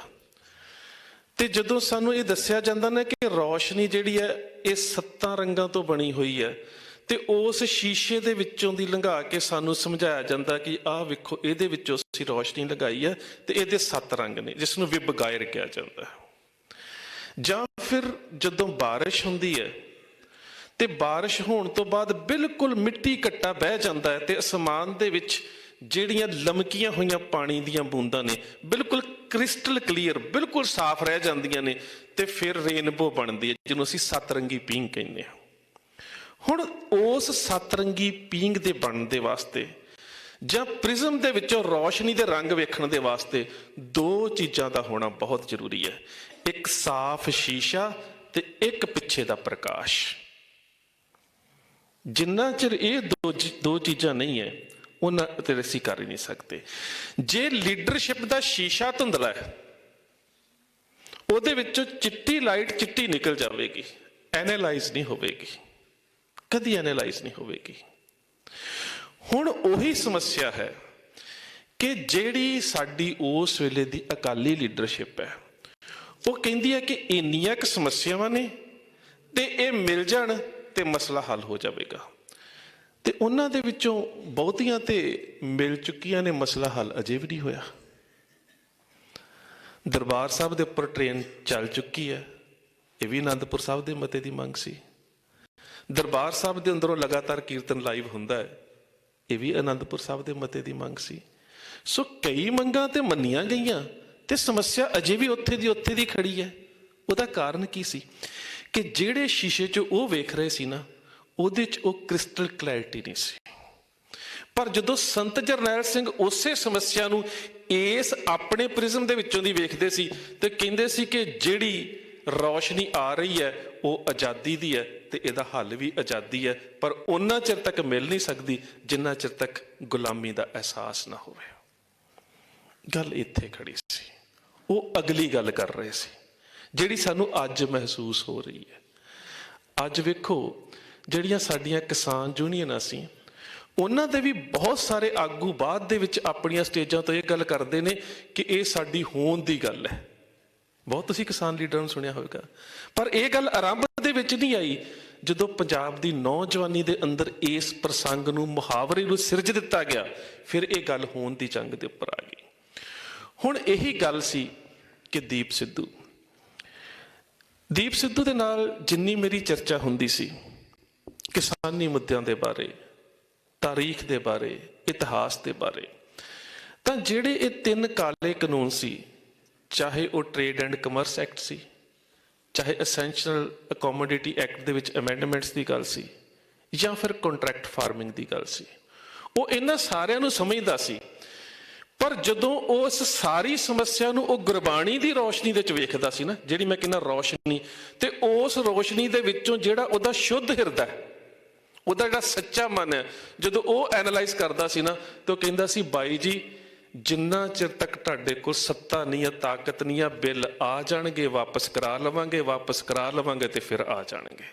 ਸਾਨੂੰ ਹੋਂਦ ਦੀ ਜੰਗ ਲਈ ਲੜਨਾ ਪੈਣਾ, ਸਾਨੂੰ ਇਸ ਤੋਂ ਅੱਗੇ ਹੋ ਕੇ ਸੋਚਣਾ ਪੈਣਾ। ਬਸ ਆਹ ਫਰਕ ਸੀ, ਆਹ ਇੱਕ ਅਹਿਮ ਫਰਕ ਸੀ ਕਿ ਉਹ ਇਸ ਸਮੱਸਿਆ ਨੂੰ ਉਸ ਰੂਪ ਦੇ ਵਿੱਚ ਵੇਖ ਰਿਹਾ ਸੀ ਜੋ ਸਾਨੂੰ ਗੁਰੂ ਸਾਹਿਬ ਨੇ ਦੱਸ ਦਿੱਤਾ ਸੀ ਕਿ ਬਾਜ ਨੂੰ ਬਾਜ ਦੇ ਰੂਪ 'ਚ ਨਾ ਵੇਖੋ, ਬਾਜ ਨੂੰ ਪੰਛੀ ਦੇ ਰੂਪ 'ਚ ਨਾ ਵੇਖੋ, ਇਹਨੂੰ ਭਵਿੱਖ ਦੇ ਤਾਜ ਦੇ ਰੂਪ 'ਚ ਵੇਖੋ। ਸੋ ਬਸ ਆਹ ਅਹਿਮ ਅੰਤਰ ਸੀ। ਉਸ ਨੇ ਇਸ ਵਿਚਾਰਧਾਰਾ ਨੂੰ ਸਮਝਿਆ, ਉਹ ਇਸ ਵਿਚਾਰਧਾਰਾ ਨੂੰ ਅਪਣਾਇਆ ਗਿਆ, ਔਰ ਇਸੇ ਕਰਕੇ ਹੀ ਅੱਜ ਜੇ ਨੌਜਵਾਨੀ ਉਸ ਦੇ ਅੰਦਰੋਂ ਨਿਕਲੀ ਹੂਕ ਨੂੰ ਸਮਝਣ ਦੇ ਸਮਰੱਥ ਹੋਈ ਹੈ। ਔਰ ਇਹ ਵਰਤਾਰੇ ਜਿਹੜੇ ਸੀਗੇ ਬੜੇ ਸੂਖਮ ਸੀ, ਇਹਨਾਂ ਨੂੰ ਸੌਖੀ ਸ਼ਬਦਾਵਲੀ ਦੇ ਵਿੱਚ ਉਹ ਨੌਜਵਾਨਾਂ ਦੇ ਵਿੱਚ ਲੈ ਕੇ ਆਇਆ। ਸ਼ਖਸੀਅਤਾਂ ਸਰੀਰ ਕਰਕੇ ਚਲੀਆਂ ਜਾਂਦੀਆਂ ਨੇ, ਇਹਦੇ 'ਚ ਕੋਈ ਸ਼ੱਕ ਨਹੀਂ ਹੈ। ਅੱਜ ਦੀਪ ਵੀ ਸਰੀਰ ਕਰਕੇ ਸਾਡੇ 'ਚ ਨਹੀਂ ਹੈ, ਸਰੀਰ ਕਰਕੇ ਨਹੀਂ ਹੈ, ਪਰ ਜਿਹੜਾ ਉਸਨੇ ਨੌਜਵਾਨੀ ਦੀ ਜ਼ਮੀਰ ਨੂੰ ਟੁੰਬ ਕੇ ਇਹ ਗੱਲ ਭਰ ਦਿੱਤੀ ਹੈ ਨਾ ਕਿ ਗੱਲ ਹੋਂਦ ਦੀ ਹੈ, ਇਹ ਬਿਲਕੁਲ ਉਸੇ ਤਰ੍ਹਾਂ ਦਾ ਵਰਤਾਰਾ ਮੈਂ ਹੁਣ ਤੁਹਾਨੂੰ ਫਿਰ ਇੱਕ 1984 ਦੇ ਇੱਕ ਘਟਨਾਕ੍ਰਮ ਦਾ ਦੱਸਦਾ। ਇੱਕ ਵਿਦੇਸ਼ੀ ਪੱਤਰਕਾਰ 1984 ਦੇ ਘੱਲੂਘਾਰੇ ਤੋਂ ਫੌਰਨ ਬਾਅਦ ਅੰਮ੍ਰਿਤਸਰ ਆਉਂਦੀ ਹੈ। ਹੁਣ ਜਦੋਂ ਉਹ ਪੜ੍ਹ ਕੇ ਆਈ ਹੈ, ਐਂਥਰੋਪੋਲੋਜਿਸਟ ਸੀਗੀ ਉਹ, ਜਦੋਂ ਪੜ੍ਹ ਕੇ ਆਈ ਹੈ ਤਾਂ ਇਹ ਮੋਰਚਾ ਲਾਇਆ ਕਿੰਨੇ, ਮੋਰਚੇ ਦਾ ਲੀਡਰ ਕੌਣ, ਸਾਰੀਆਂ ਜਿਹੜੀਆਂ ਲਿਖਤਾਂ ਦੇ ਵਿੱਚ ਮੋਰਚੇ ਦੀ ਜ਼ਿੰਮੇਵਾਰੀ ਦੀਆਂ ਜਿੰਨੀਆਂ ਵੀ ਪਰਿਭਾਸ਼ਾਵਾਂ ਨੇ ਉਹ ਤਾਂ ਸਾਰੀਆਂ ਅਕਾਲੀ ਲੀਡਰਸ਼ਿਪ ਦੇ ਕੋਲ ਨੇ। ਪਰ ਜਦੋਂ ਉਹ ਆ ਕੇ ਵੇਖਦੀ ਹੈ ਕਿ ਹਰ ਦੁਕਾਨ ਦੇ ਉੱਪਰ, ਹਰ ਸਟਾਲ ਦੇ ਉੱਪਰ ਫੋਟੋ ਸੰਤ ਜਰਨੈਲ ਸਿੰਘ ਦੀ ਵਿਕ ਰਹੀ ਹੈ। ਵੇਖੋ, ਜਿਹੜੇ ਲੀਡਰ ਜਿਨ੍ਹਾਂ ਨੇ ਧਰਮ ਜਦੋਂ ਮੋਰਚਾ ਸ਼ੁਰੂ ਕੀਤਾ ਉਹ ਹੋਰ ਨੇ, ਤੇ ਤਸਵੀਰ ਸੰਤ ਜਰਨੈਲ ਸਿੰਘ ਦੀ ਵਿਕ ਰਹੀ ਹੈ। ਉਹ ਸਵਾਲ ਕਰਦੀ ਹੈ, ਟਕਸਾਲ ਦੇ ਇੱਕ ਬਜ਼ੁਰਗ ਸਿੰਘ ਸੀਗੇ, ਉਹਨਾਂ ਨੂੰ ਸਵਾਲ ਕਰਦੀ ਹੈ, ਕਹਿੰਦੀ ਮੇਰਾ ਇੱਕ ਸਵਾਲ ਹੈ ਕਿ ਜਿਹੜੇ ਇਸ ਮੋਰਚੇ ਦੇ ਜ਼ਿੰਮੇਵਾਰ ਸ਼ਖਸੀਅਤਾਂ ਸਨ, ਉਹਨਾਂ ਦੀ ਤਸਵੀਰ ਤਾਂ ਮੈਂ ਕਿਸੇ ਸਟਾਲ ਤੇ ਨਹੀਂ ਵੇਖ ਰਹੀ, ਪਰ ਸੰਤ ਜਰਨੈਲ ਸਿੰਘ ਦੀ ਤਸਵੀਰ ਕਿਉਂ ਵਿਕ ਰਹੀ ਹੈ? ਉਹਨਾਂ ਦਾ ਜਵਾਬ ਬੜਾ ਪਿਆਰਾ ਸੀ, ਕਹਿੰਦੇ ਤਸਵੀਰਾਂ ਉਹਨਾਂ ਦੀਆਂ ਵਿਕਦੀਆਂ ਜਿਨ੍ਹਾਂ ਦੀਆਂ ਜ਼ਮੀਰਾਂ ਨਹੀਂ ਵਿਕਦੀਆਂ, ਤੇ ਜਿਨ੍ਹਾਂ ਦੀਆਂ ਜ਼ਮੀਰਾਂ ਵਿਕ ਜਾਂਦੀਆਂ ਉਹਨਾਂ ਦੀ ਕਦੀ ਤਸਵੀਰ ਨਹੀਂ ਵਿਕਦੀ। ਇਹ ਇੱਕ ਬੜੀ ਅਹਿਮ ਗੱਲ ਹੈ। ਹੁਣ ਸੰਤ ਜਰਨੈਲ ਸਿੰਘ ਦੀ ਤਸਵੀਰ ਕਿਉਂ ਵਿਕੀ, ਕਿਉਂ ਸਾਡੀ ਨੌਜਵਾਨੀ ਦੇ ਨਾਇਕ ਬਣੇ, ਕਿਉਂ ਨੌਜਵਾਨ, ਚਾਹੇ ਨੌਜਵਾਨ ਮੋਨਾ ਘੋਨਾ ਵੀ ਹੋਵੇ, ਕੰਨ ਦੇ ਵਿੱਚ ਮੁੰਦੀਆਂ ਪਾਈਆਂ ਹੋਣ, ਕਿਤੇ ਨਾ ਕਿਤੇ ਉਹਦੀ ਗੱਡੀ ਦੇ ਉੱਪਰ ਵੀ ਸੰਤ ਜਰਨੈਲ ਸਿੰਘ ਦੀ ਤਸਵੀਰ ਲੱਗੀ ਹੁੰਦੀ ਹੈ। ਕਿਉਂ? ਕਿਉਂਕਿ ਸੰਤ ਜਰਨੈਲ ਸਿੰਘ ਨੇ ਉਸ ਸਮੇਂ ਦੇ ਪ੍ਰਸੰਗ ਦੇ ਵਿੱਚ ਇੱਕ ਨਵੇਕਲਾ ਮੁਹਾਵਰਾ ਸਿਰਜ ਦਿੱਤਾ ਕਿ ਸਰੀਰਕ ਮੌਤ ਨੂੰ ਮੈਂ ਮੌਤ ਨਹੀਂ ਸਮਝਦਾ, ਜ਼ਮੀਰ ਦਾ ਮਰ ਜਾਣਾ ਯਕੀਨਨ ਮੌਤ ਹੈ। ਹੁਣ ਇਸੇ ਕਰਕੇ, ਇਸੇ ਰੂਪ ਦੇ ਵਿੱਚ, ਇਸੇ ਸ਼ੈਲੀ ਦੇ ਵਿੱਚ ਦੀਪ ਸਿੱਧੂ ਇੱਕ ਮੁਹਾਵਰਾ ਸਿਰਜ ਕੇ ਗਿਆ। ਔਰ ਮੈਂ ਇਹ ਗੱਲ ਦਾਅਵੇ ਨਾਲ ਕਹਿਣਾ, ਵਕਤ ਤੋਂ ਪਹਿਲਾਂ ਚਲਾ ਗਿਆ, ਪਰ ਇਹ ਵੀ ਉਹਦੇ ਹੁਕਮ ਦੇ ਵਿੱਚ ਹੈ। ਅਸੀਂ ਇਹ ਨਹੀਂ ਕਹਿ ਸਕਦੇ ਮਾੜਾ ਹੋਇਆ, ਉਹਦੇ ਹੁਕਮ ਦੇ ਵਿੱਚ ਹੈ। ਪਰ ਇੱਕ ਦਿਨ ਅਸੀਂ ਦੋਵੇਂ ਇੱਕੋ ਗੱਡੀ 'ਚ ਬੈਠੇ ਸੀ, ਮੈਂ ਗੱਡੀ ਚਲਾ ਰਿਹਾ ਸੀ, ਦੀਪ ਮੇਰੇ ਕੋਲ ਬੈਠਾ ਸੀ। ਕੋਈ ਗੱਲਬਾਤ ਹੋਈ ਪੰਥਕ ਲੀਡਰਸ਼ਿਪ ਦੇ ਬਾਰੇ, ਤਾਂ ਮੈਨੂੰ ਉਸਨੇ ਇੱਕ ਗੱਲ ਕਹੀ, ਕਿਉਂਕਿ ਅਸੀਂ ਜਿੱਥੇ ਜਾਣਾ ਸੀ ਤੇ ਮੈਨੂੰ ਸੀਗਾ ਕਿ ਸ਼ਾਇਦ ਉੱਥੇ ਪ੍ਰਬੰਧਕਾਂ ਦੇ ਵੱਲੋਂ ਸਤਿਕਾਰ ਕੀਤਾ ਜਾਵੇਗਾ ਬਤੌਰ ਪੰਥਕ ਲੀਡਰ। ਤੇ ਮੈਂ ਕਿਹਾ ਦੀਪ, ਪੰਥਕ ਲੀਡਰ ਦੇ ਤੌਰ ਤੇ ਤੇਰਾ ਸਤਿਕਾਰ ਹੋਣਾ ਹੈ, ਪਰ ਕਹਿੰਦਾ ਬਾਈ ਜੀ ਮੈਂ ਸਮਝਦਾ ਮੈਂ ਅਜੇ ਪੰਥ ਦਾ ਲੀਡਰ ਅਖਾਉਣ ਦੇ ਕਾਬਲ ਨਹੀਂ ਹੈਗਾ। ਮੈਂ ਉਸ ਦਿਨ ਕਾਬਲ ਹੋਵਾਂਗਾ ਜਿਸ ਦਿਨ ਮੈਂ ਸਾਬਤ ਸੂਰਤ ਹੋ ਕੇ ਗੁਰੂ ਦੇ ਕੋਲੋਂ ਖੰਡੇ ਬਾਟੇ ਦੀ ਪਾਹੂ ਲੈ ਲਵਾਂਗਾ। ਸੋ ਭਵਿੱਖ ਦੇ ਵਿੱਚ ਇਸ ਦੀਪ ਸਿੱਧੂ ਨੇ ਸੰਦੀਪ ਸਿੰਘ ਖਾਲਸਾ ਜਾਂ ਸੰਦੀਪ ਸਿੰਘ ਸਿੱਧੂ ਕਿਵੇਂ ਬਣਨਾ ਸੀ, ਇਸ ਸਵਾਲ ਦੇ ਜਵਾਬ ਤਾਂ ਭਵਿੱਖ ਦੇ ਗਰਭ ਦੇ ਵਿੱਚ ਪਏ ਆ, ਜਿਹੜੇ ਹੁਣ ਸਾਡੇ ਕੋਲ ਜਵਾਬ ਨਹੀਂ ਹੈਗੇ, ਕਿਉਂਕਿ ਉਹ ਜਾ ਚੁੱਕਾ ਹੈ। ਪਰ ਉਹਦੇ ਮਨ ਦੇ ਵਿੱਚ ਇੱਕ ਤਾਂਘ ਸੀ, ਔਰ ਉਸੇ ਤਾਂਘ ਜਿਹੜੀ ਹੈ ਉਹ ਕਿਤੇ ਨਾ ਕਿਤੇ ਸਿੱਖ ਇਤਿਹਾਸ ਦਾ ਮੁਲਾਂਕਣ ਕਰਨ ਦੇ ਵਾਸਤੇ ਉਸ ਨੂੰ ਮਜਬੂਰ ਕਰਦੀ ਸੀ। ਮੇਰੀ ਉਹਦੇ ਨਾਲ ਸਾਂਝ ਇਤਿਹਾਸਕਾਰੀ ਕਰਕੇ ਸੀ, ਕਿਉਂਕਿ ਉਹ ਬਾਰ-ਬਾਰ ਇਤਿਹਾਸ ਦੇ ਉੱਪਰ ਸਵਾਲ ਪੁੱਛਿਆ ਕਰਦਾ ਸੀ। ਔਰ ਮੈਂ ਕਈ ਵਾਰੀ ਵੇਖਦਾ ਹੁੰਦਾ ਕਿ ਸਾਡੇ ਨੌਜਵਾਨ ਵੀਰ ਇਤਿਹਾਸ ਦੇ ਉੱਪਰ ਕੋਈ ਸਵਾਲ ਪੁੱਛਣਾ ਹੋਵੇ, ਇੱਕ ਵਾਰੀ ਫੋਨ ਕਰਨਗੇ, 2 ਵਾਰੀ ਫੋਨ ਕਰਨਗੇ। ਮੰਨ ਲਓ ਹੁਣ ਮੈਂ ਵਿਖਿਆਨ ਕਰ ਰਿਹਾ ਤੇ ਮੇਰਾ ਫੋਨ ਬੰਦ ਹੈ, ਤੇ ਉਹਨਾਂ ਦਾ ਤੀਜੀ ਵਾਰੀ ਮੈਸੇਜ ਹੋਊਗਾ ਜੀ ਤੁਸੀਂ ਬੜਾ ਮਾਣ ਕਰਦੇ ਹੋ, ਤੁਹਾਨੂੰ 2 ਵਾਰੀ ਫੋਨ ਕੀਤੇ ਤੁਸੀਂ ਫੋਨ ਨਹੀਂ ਚੁੱਕਿਆ। ਪਰ ਮੈਂ ਕਈ ਵਾਰੀ ਵੇਖਦਾ ਸੀ ਸਵਾਲ ਛੋਟਾ ਜਿਹਾ ਹੁੰਦਾ ਸੀ ਤੇ ਦੀਪ ਨੇ 25 ਵਾਰ ਮਿਸ ਕਾਲ ਕੀਤੀਆਂ ਹੋਣੀਆਂ। ਮੈਂ ਉਹਨੂੰ ਮੈਸੇਜ ਕਰਨਾ, ਦੀਪ ਕੀ ਗੱਲ ਸੀ, ਤੇ ਉਹਨੇ ਕਹਿਣਾ ਬਾਈ ਜੀ ਇਤਿਹਾਸ ਦੇ ਬਾਰੇ ਥੋੜਾ ਜਿਹਾ ਨੁਕਤਾ ਸੀ, ਇਹ ਸਪਸ਼ਟ ਕਰ ਦਿਓ। ਪਰ ਜਿੰਨਾ ਚਿਰ ਤੱਕ ਉਸ ਨੂੰ ਉਹ ਨੁਕਤਾ ਸਪਸ਼ਟ ਨਾ ਹੋਵੇ ਉਹਨਾਂ ਚਿਰ ਤੱਕ ਉਹ ਗੱਲ ਕਰਦਾ ਨਹੀਂ ਸੀ। ਸਾਡੇ ਬਹੁਤ ਸਾਰੇ ਕਥਾਵਾਚਕ ਵੀ ਕਈ ਵਾਰੀ ਬਿਨਾਂ ਕਿਸੇ ਗੱਲ ਦੀ ਸਟੱਡੀ ਕੀਤਿਆਂ ਗੱਲ ਸਾਂਝੀ ਕਰ ਦਿੰਦੇ ਨੇ, ਪਰ ਉਹ ਇਸ ਤਰ੍ਹਾਂ ਕਰਦਾ ਨਹੀਂ ਸੀ। ਇੱਕ ਦਿਨ ਦੀ ਗੱਲ ਹੈ, ਮੈਨੂੰ ਫੋਨ ਆਉਂਦਾ, ਕਹਿੰਦਾ ਕਿ ਮੈਂ ਕੋਈ ਖਾਸ ਗੱਲ ਕਰਨੀ ਹੈ ਤੇ ਤੁਸੀਂ ਮੇਰੇ ਕੋਲ ਲੁਧਿਆਣੇ ਆ ਜਾਓ। ਮੈਂ ਕਿਹਾ ਕਿ ਦੀਪ ਮੈਂ ਥੋੜਾ ਵਿਅਸਤ ਹਾਂ ਤੇ ਤੂੰ ਮੇਰੇ ਪਿੰਡ ਆ ਜਾ। ਕਹਿੰਦਾ ਨਹੀਂ, ਮੈਂ ਸਰਦਾਰ ਅਜਮੇਰ ਸਿੰਘ ਹੁਣਾਂ ਨੂੰ ਵੀ ਸੱਦਿਆ ਹੋਇਆ ਤੇ ਮੈਂ ਗੱਲ ਕੋਈ ਖਾਸ ਕਰਨੀ ਹੈ। ਤਾਂ ਮੈਂ ਵੀ ਸੋਚਿਆ ਕਿ ਸਰਦਾਰ ਅਜਮੇਰ ਸਿੰਘ ਨੂੰ ਸੱਦਿਆ ਤਾਂ ਕੁਦਰਤਨ ਕੋਈ ਖਾਸ ਸਵਾਲ ਜਾਂ ਕੋਈ ਖਾਸ ਇਵੇਂ ਦੀ ਘਟਨਾ ਹੋਵੇਗੀ ਜਿੱਤੇ ਵਿਚਾਰ ਚਰਚਾ ਕਰਨ ਦੀ ਲੋੜ ਹੈ। ਜਦੋਂ ਅਸੀਂ ਮੈਂ ਤੇ ਸਰਦਾਰ ਅਜਮੇਰ ਸਿੰਘ ਉੱਥੇ ਪਹੁੰਚੇ, ਮੇਰੇ ਜਾਣ ਤੋਂ ਪਹਿਲਾਂ ਅਜਮੇਰ ਸਿੰਘ ਉੱਥੇ ਬੈਠੇ ਹੋਏ ਸੀ। ਮੈਂ ਜਾ ਕੇ ਬੈਠ ਗਿਆ, ਦੀਪ ਆ ਗਿਆ ਤੇ ਦੀਪ ਦਾ ਸਵਾਲ ਪਤਾ ਕੀ ਸੀ? ਕਹਿੰਦਾ ਸੀ ਕਿ ਜਿਹੜੀ ਅਵਚੇਤਨ ਮਨ ਦੇ ਵਿੱਚ ਸਿੱਖਾਂ ਦੀ ਰਾਜ ਕਰੇ ਦਾ ਖਾਲਸਾ ਦਾ ਜਿਹੜਾ ਸੰਕਲਪ ਪਿਆ ਹੈ, ਮੈਂ ਉਹਦੇ ਬਾਰੇ ਸਮਝਣਾ ਚਾਹੁੰਦਾ। ਲਗਾਤਾਰ 2-3 ਘੰਟੇ ਸਾਡੀਆਂ ਗੱਲਾਂ ਹੋਈਆਂ ਔਰ ਉਸ ਤੋਂ ਬਾਅਦ ਦੀਪ ਸਿੱਧੂ ਨੇ ਲਾਈਵ ਹੋ ਕੇ ਇਹ ਗੱਲ ਕੀਤੀ ਕਿ ਕਿਸਾਨ ਲੀਡਰਸ਼ਿਪ ਨੂੰ ਸਮਝਣਾ ਚਾਹੀਦਾ ਹੈ ਕਿ ਨੌਜਵਾਨੀ ਦੇ ਅਵਚੇਤਨ ਮਨ ਦੇ ਵਿੱਚ ਜਿਹੜੀ ਧਾਰਮਿਕ ਵਿਚਾਰਧਾਰਾ ਪਈ ਹੈ ਨਾ, ਉਹੀ ਤੁਹਾਡੇ ਸੰਘਰਸ਼ ਦੀ ਤਾਕਤ ਹੈ। ਸੋ ਜਿੰਨਾ ਚਿਰ ਤੱਕ ਉਹ ਛੋਟੀ ਗੱਲ ਨੂੰ ਸਾਡੇ ਨਾਲ ਵਿਚਾਰ ਨਹੀਂ ਸੀ ਕਰਦਾ, ਔਰ ਮੈਂ ਕਈ ਵਾਰੀ ਕਹਿੰਦਾ ਹੁੰਦਾ ਕਿ ਅਸੀਂ ਉਸ ਨੂੰ ਸਿਖਾਇਆ ਨਹੀਂ, ਉਸ ਤੋਂ ਬਹੁਤ ਕੁਝ ਸਿੱਖਿਆ। ਸਿੱਖਿਆ ਇਹ ਹੈ ਕਿ ਜਿਹੜੇ ਸਵਾਲ ਉਹ ਕਰਦਾ ਸੀ, ਕਈ ਵਾਰੀ ਸਾਨੂੰ ਵੀ ਉਸਦੇ ਜਵਾਬਾਂ ਦੇ ਵਾਸਤੇ ਹੋਰ ਪੜ੍ਹਨਾ ਪੈਂਦਾ ਸੀ ਕਿ ਇਸ ਨੂੰ ਆਮ ਵਿਅਕਤੀ ਵਾਂਗ ਦੀਪ ਨੂੰ ਸੰਤੁਸ਼ਟ ਨਹੀਂ ਕੀਤਾ ਜਾ ਸਕਦਾ। ਉਹਦੇ ਸਵਾਲ ਤੇ ਸਵਾਲ ਹੁੰਦੇ ਸੀ, ਸਵਾਲ ਤੇ ਸਵਾਲ ਹੁੰਦੇ ਸੀ, ਉਸ ਨੂੰ ਇੰਨਾ ਸੌਖਿਆ ਸੰਤੁਸ਼ਟ ਨਹੀਂ ਸੀ ਕੀਤਾ ਜਾਂਦਾ। ਔਰ ਕਈ ਵਾਰੀ ਮੈਂ ਅਕਸਰ ਕਈ ਵਾਰੀ ਜਦੋਂ ਉਹਨੇ ਲਾਈਵ ਹੋ ਕੇ ਹਟਣਾ ਤੇ ਬਾਅਦ ਚ ਉਹਦਾ ਮੈਸੇਜ ਆਉਣਾ, ਸਰ ਕਿਵੇਂ ਸੀ, ਤੇ ਮੈਂ ਸਰਦਾਰ ਅਜਮੇਰ ਸਿੰਘ ਉਹਨਾਂ ਨੂੰ ਫੋਨ ਕਰਨਾ, ਕਹਿੰਦੇ ਯਾਰ ਇੰਨਾ ਵਧੀਆ ਤਾਂ ਅਸੀਂ ਵੀ ਪੇਸ਼ ਨਹੀਂ ਸੀ ਕਰ ਸਕਦੇ, ਇਹ ਗੱਲ ਇੰਨੇ ਵਧੀਆ ਤਰੀਕੇ ਦੇ ਨਾਲ ਤਾਂ ਅਸੀਂ ਵੀ ਨਹੀਂ ਸੀ ਰੱਖ ਸਕਦੇ, ਹਾਲਾਂਕਿ ਅਸੀਂ ਇਸ ਦੇ ਬਾਰੇ ਪੜ੍ਹਿਆ ਹੋਇਆ ਸੀ। ਸੋ ਇਹ ਉਸ ਦੀ ਇੱਕ ਖੂਬੀ ਸੀ। ਦੂਸਰੀ ਗੱਲ, ਉਸਨੇ ਆਪਣੇ ਆਖਰ ਦੇ ਵਿੱਚ ਵੀ ਤੇ ਕਿਸਾਨ ਸੰਘਰਸ਼ ਦੇ ਦੌਰਾਨ ਵੀ ਇਹ ਗੱਲ ਕਹੀ ਸੀ ਕਿ ਤੁਸੀਂ ਮੇਜ਼ ਦੇ ਉੱਪਰ ਤਾਂ ਬਲਸ਼ਾਲੀ ਹੋ, ਤੁਸੀਂ ਗੱਲਬਾਤ ਦੇ ਟੇਬਲ ਦੇ ਉੱਪਰ ਤਾਂ ਬਲਵਾਨ ਹੋ ਜੇ ਤੁਸੀਂ ਜੰਗ ਦੇ ਮੈਦਾਨ ਦੇ ਵਿੱਚ ਬਲਦਾ। ਜੇ ਤੁਸੀਂ ਜੰਗ ਦੇ ਮੈਦਾਨ ਦੇ ਵਿੱਚ ਕਮਜ਼ੋਰ ਹੋ, ਦੁਸ਼ਮਣ ਤੁਹਾਨੂੰ ਕਦੇ ਵੀ ਗੱਲਬਾਤ ਵਾਸਤੇ ਸੱਦਾ ਨਹੀਂ ਦਿੰਦਾ ਜਿੰਨਾ ਚਿਰ ਤੁਹਾਡੇ ਕੋਲ ਤਾਕਤ ਨਹੀਂ ਹੈ। ਇਹ ਗੱਲ ਨਵੀਂ ਨਹੀਂ ਹੈ, ਇਸ ਨੂੰ ਇਸ ਮੁਹਾਵਰੇ ਦੇ ਵਿੱਚ ਸਿਰਜਿਆ ਗਿਆ, ਪਰ ਇਹ ਸਾਡੇ ਇਤਿਹਾਸ ਦੀਆਂ ਗਹਿਰਾਈਆਂ ਦੇ ਵਿੱਚ ਪਈ ਸੀ। ਅਹਿਮਦ ਸ਼ਾਹ ਅਬਦਾਲੀ ਨੇ ਮਰਹੱਟਿਆਂ ਨੂੰ ਹਰਾਇਆ ਪਾਣੀਪਤ ਦੇ ਮੈਦਾਨ ਦੇ ਵਿੱਚ। ਉਸ ਤੋਂ ਬਾਅਦ 10-11 ਸਾਲ ਮਰਹੱਟੇ ਅੱਖ ਨਹੀਂ ਚੁੱਕ ਸਕੇ ਤੇ ਅਹਿਮਦ ਸ਼ਾਹ ਅਬਦਾਲੀ ਨੇ ਮਰਹੱਟਿਆਂ ਨੂੰ ਗੱਲਬਾਤ ਕਰਨ ਦੇ ਵਾਸਤੇ ਟੇਬਲ ਟਾਕ ਲਈ ਸੱਦਿਆ ਵੀ ਨਹੀਂ। ਦੂਸਰੇ ਪਾਸੇ ਦਿੱਲੀ ਦਾ ਬਾਦਸ਼ਾਹ ਸ਼ਾਹ ਮੁਹੰਮਦ, ਉਸ ਨੂੰ ਜਿੱਤਿਆ, ਗੱਲਬਾਤ ਕਰਨ ਦੇ ਵਾਸਤੇ ਸੱਦਿਆ ਨਹੀਂ, ਉਹਦੇ ਨਾਲ ਚਰਚਾ ਨਹੀਂ ਕਰਨੀ ਚਾਹੀ। ਪਰ ਜਦੋਂ ਅਹਿਮਦ ਸ਼ਾਹ ਅਬਦਾਲੀ ਫਰਵਰੀ 1762 ਦੇ ਵਿੱਚ ਕੋਪਰ ਹੀੜੇ ਦੇ ਮੈਦਾਨ ਦੇ ਵਿੱਚ ਸਿੰਘਾਂ ਨੂੰ ਲੜਦੇ ਵੇਖਦਾ ਤੇ ਦੁਪਹਿਰ ਤੋਂ ਬਾਅਦ, ਤੁਹਾਨੂੰ ਪਤਾ ਹੋਏਗਾ, ਤਾਰੀਖ ਨੂੰ ਪੜ੍ਹ ਕੇ ਵੇਖ ਲਿਓ, ਅਬਦਾਲੀ ਆਪ ਮੈਦਾਨੇ ਜੰਗ ਦੇ ਵਿੱਚ ਨਹੀਂ ਆਇਆ। ਰੁਸਤਮ ਖਾਨ ਲੜਦਾ ਰਿਹਾ ਹੈ, ਭੀਖਨ ਖਾਨ ਲੜਦਾ ਰਿਹਾ ਹੈ, ਜੈਨ ਖਾਨ ਲੜਦਾ ਰਿਹਾ ਹੈ, ਲక్ష్ਮੀ ਨਾਰਾਇਣ ਲੜਦਾ ਰਿਹਾ ਹੈ, ਮੁਰਤਜ਼ਾ ਖਾਨ ਮੰਝ ਲੜਦਾ ਰਿਹਾ ਹੈ, ਉਹਦੇ ਜਰਨੈਲ ਨਾਸਰ ਖਾਨ ਲੜਦਾ ਰਿਹਾ, ਉਹਦੇ ਜਰਨੈਲ ਲੜਦੇ ਰਹੇ ਨੇ। ਅਹਿਮਦ ਸ਼ਾਹ ਅਬਦਾਲੀ ਸਿੱਖਾਂ ਦੇ ਸਾਹਮਣੇ ਆ ਕੇ ਨਹੀਂ ਲੜਿਆ।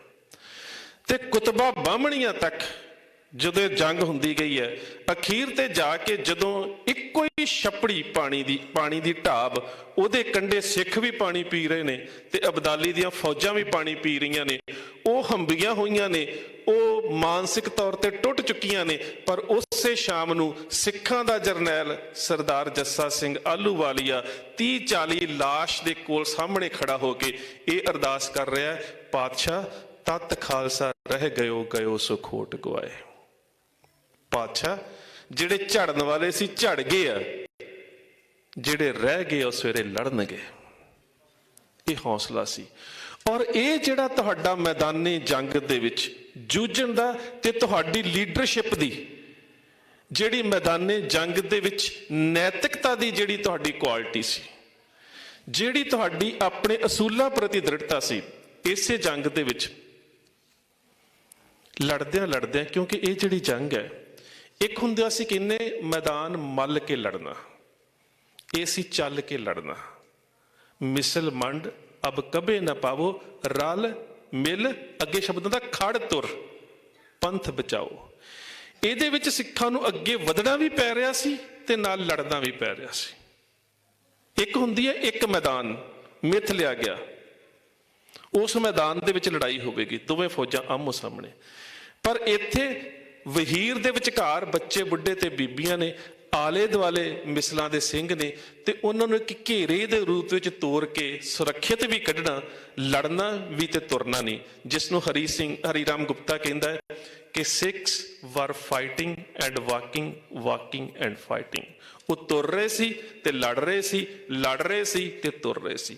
ਔਰ ਇਹ ਸਭ ਤੋਂ ਔਖਾ ਹੁੰਦਾ ਹੈ, ਇਹ ਸਭ ਤੋਂ ਔਖਾ ਹੁੰਦਾ ਹੈ, ਕਿਉਂਕਿ ਕਈ ਵਾਰ ਦੁਸ਼ਮਣ ਲੜਦਿਆਂ ਨੂੰ ਤੁਰਦਿਆਂ ਵੇਖ ਕੇ ਇਹ ਸਮਝ ਜਾਂਦਾ ਹੈ ਕਿ ਸ਼ਾਇਦ ਮੈਦਾਨ ਛੱਡ ਕੇ ਭੱਜ ਰਹੇ ਨੇ। ਔਰ ਇਸ ਲੜਾਈ ਦੇ ਵਿੱਚ ਸਰਦਾਰ ਜੱਸਾ ਸਿੰਘ ਆਹਲੂਵਾਲੀਆ ਦਾ ਘੋੜਾ ਥੱਕ ਗਿਆ, ਖਲੋ ਗਿਆ, ਉਧਰੋਂ ਦੁਸ਼ਮਣ ਨੇ ਘੇਰਾ ਪਾ ਲਿਆ ਤੇ ਸਰਦਾਰ ਜੱਸਾ ਸਿੰਘ ਆਹਲੂਵਾਲੀਆ ਦਾ ਅੰਗਪਾਲ, ਬਾਡੀਗਾਰਡ, ਅੰਗ ਰੱਖਿਅਕ ਸਰਦਾਰ ਗੁਰਮੁਖ ਸਿੰਘ ਸੀ। ਗੁਰਮੁਖ ਸਿੰਘ ਨੇ ਸੋਚਿਆ ਕਿ ਮੈਂ ਤਲਵਾਰ ਦੇ ਮਿਆਨ ਦੇ ਨਾਲ ਘੋੜੇ ਨੂੰ ਘੇਰੇ ਚੋਂ ਬਾਹਰ ਕੱਢਾਂ। ਜਦੋਂ ਉਸਨੇ ਤਲਵਾਰ ਦਾ ਮਿਆਨ ਮਾਰਨ ਦਾ ਯਤਨ ਕੀਤਾ ਤੇ ਸਰਦਾਰ ਜੱਸਾ ਸਿੰਘ ਨੇ ਉਸ ਪੱਖੇ ਹੋਏ ਮੈਦਾਨੇ ਜੰਗ ਦੇ ਵਿੱਚ ਕਿਹਾ, ਉਹਨੇ ਕਿਹਾ, ਗੁਰਮੁਖ ਸਿੰਘ ਰੁਕ ਜਾ, ਸਿੰਘ ਸੁਨੇ ਹਮ ਕੋ ਕਰੇ ਠੱਠਾ, ਘੋੜਾ ਕੁਦਾਏ ਜੱਸਾ ਸਿੰਘ ਨੱਠਾ। ਵੇਖੀ ਕਿਤੇ ਮੇਰੇ ਘੋੜੇ ਨੂੰ ਇਸ ਘੇਰੇ ਚੋਂ ਬਾਹਰ ਨਾ ਕੱਢੀ, ਮਤਾਂ ਦੁਸ਼ਮਣ ਦੇ ਮਨ ਦੇ ਵਿੱਚ ਆ ਜਾਵੇ ਕਿ ਸ਼ਾਇਦ ਜੱਸਾ ਸਿੰਘ ਡਰ ਕੇ ਇਹ ਘੇਰਾ ਛੱਡ ਰਿਹਾ। ਕਿਆ ਮੁਖ ਲੈ ਜਾਏ ਖਾਲਸੇ ਪਾਸ, ਮੈਂ ਖਾਲਸੇ ਦੇ ਪਾਸ ਕਿਹੜਾ ਮੂੰਹ ਲੈ ਕੇ ਜਾਵਾਂਗਾ। ਪੰਥ ਹਮਕੋ ਪਾਤਸ਼ਾਹ ਬਣਾਇਓ, ਤੁਮ ਚਾਹਤ ਗੀਦੀਏ ਖਵਾਇਓ। ਪੰਥ ਨੇ ਮੈਨੂੰ ਕਿਹਾ ਕਿ ਸਾਡਾ ਪਾਤਸ਼ਾਹ ਹੈ ਤੇ ਅੱਜ ਮੈਂ ਇਸ ਘੇਰੇ ਚੋਂ ਬਾਹਰ ਨਿਕਲ ਕੇ ਗਿੱਦੜ ਕਿਵੇਂ ਖਵਾ ਲਵਾਂ।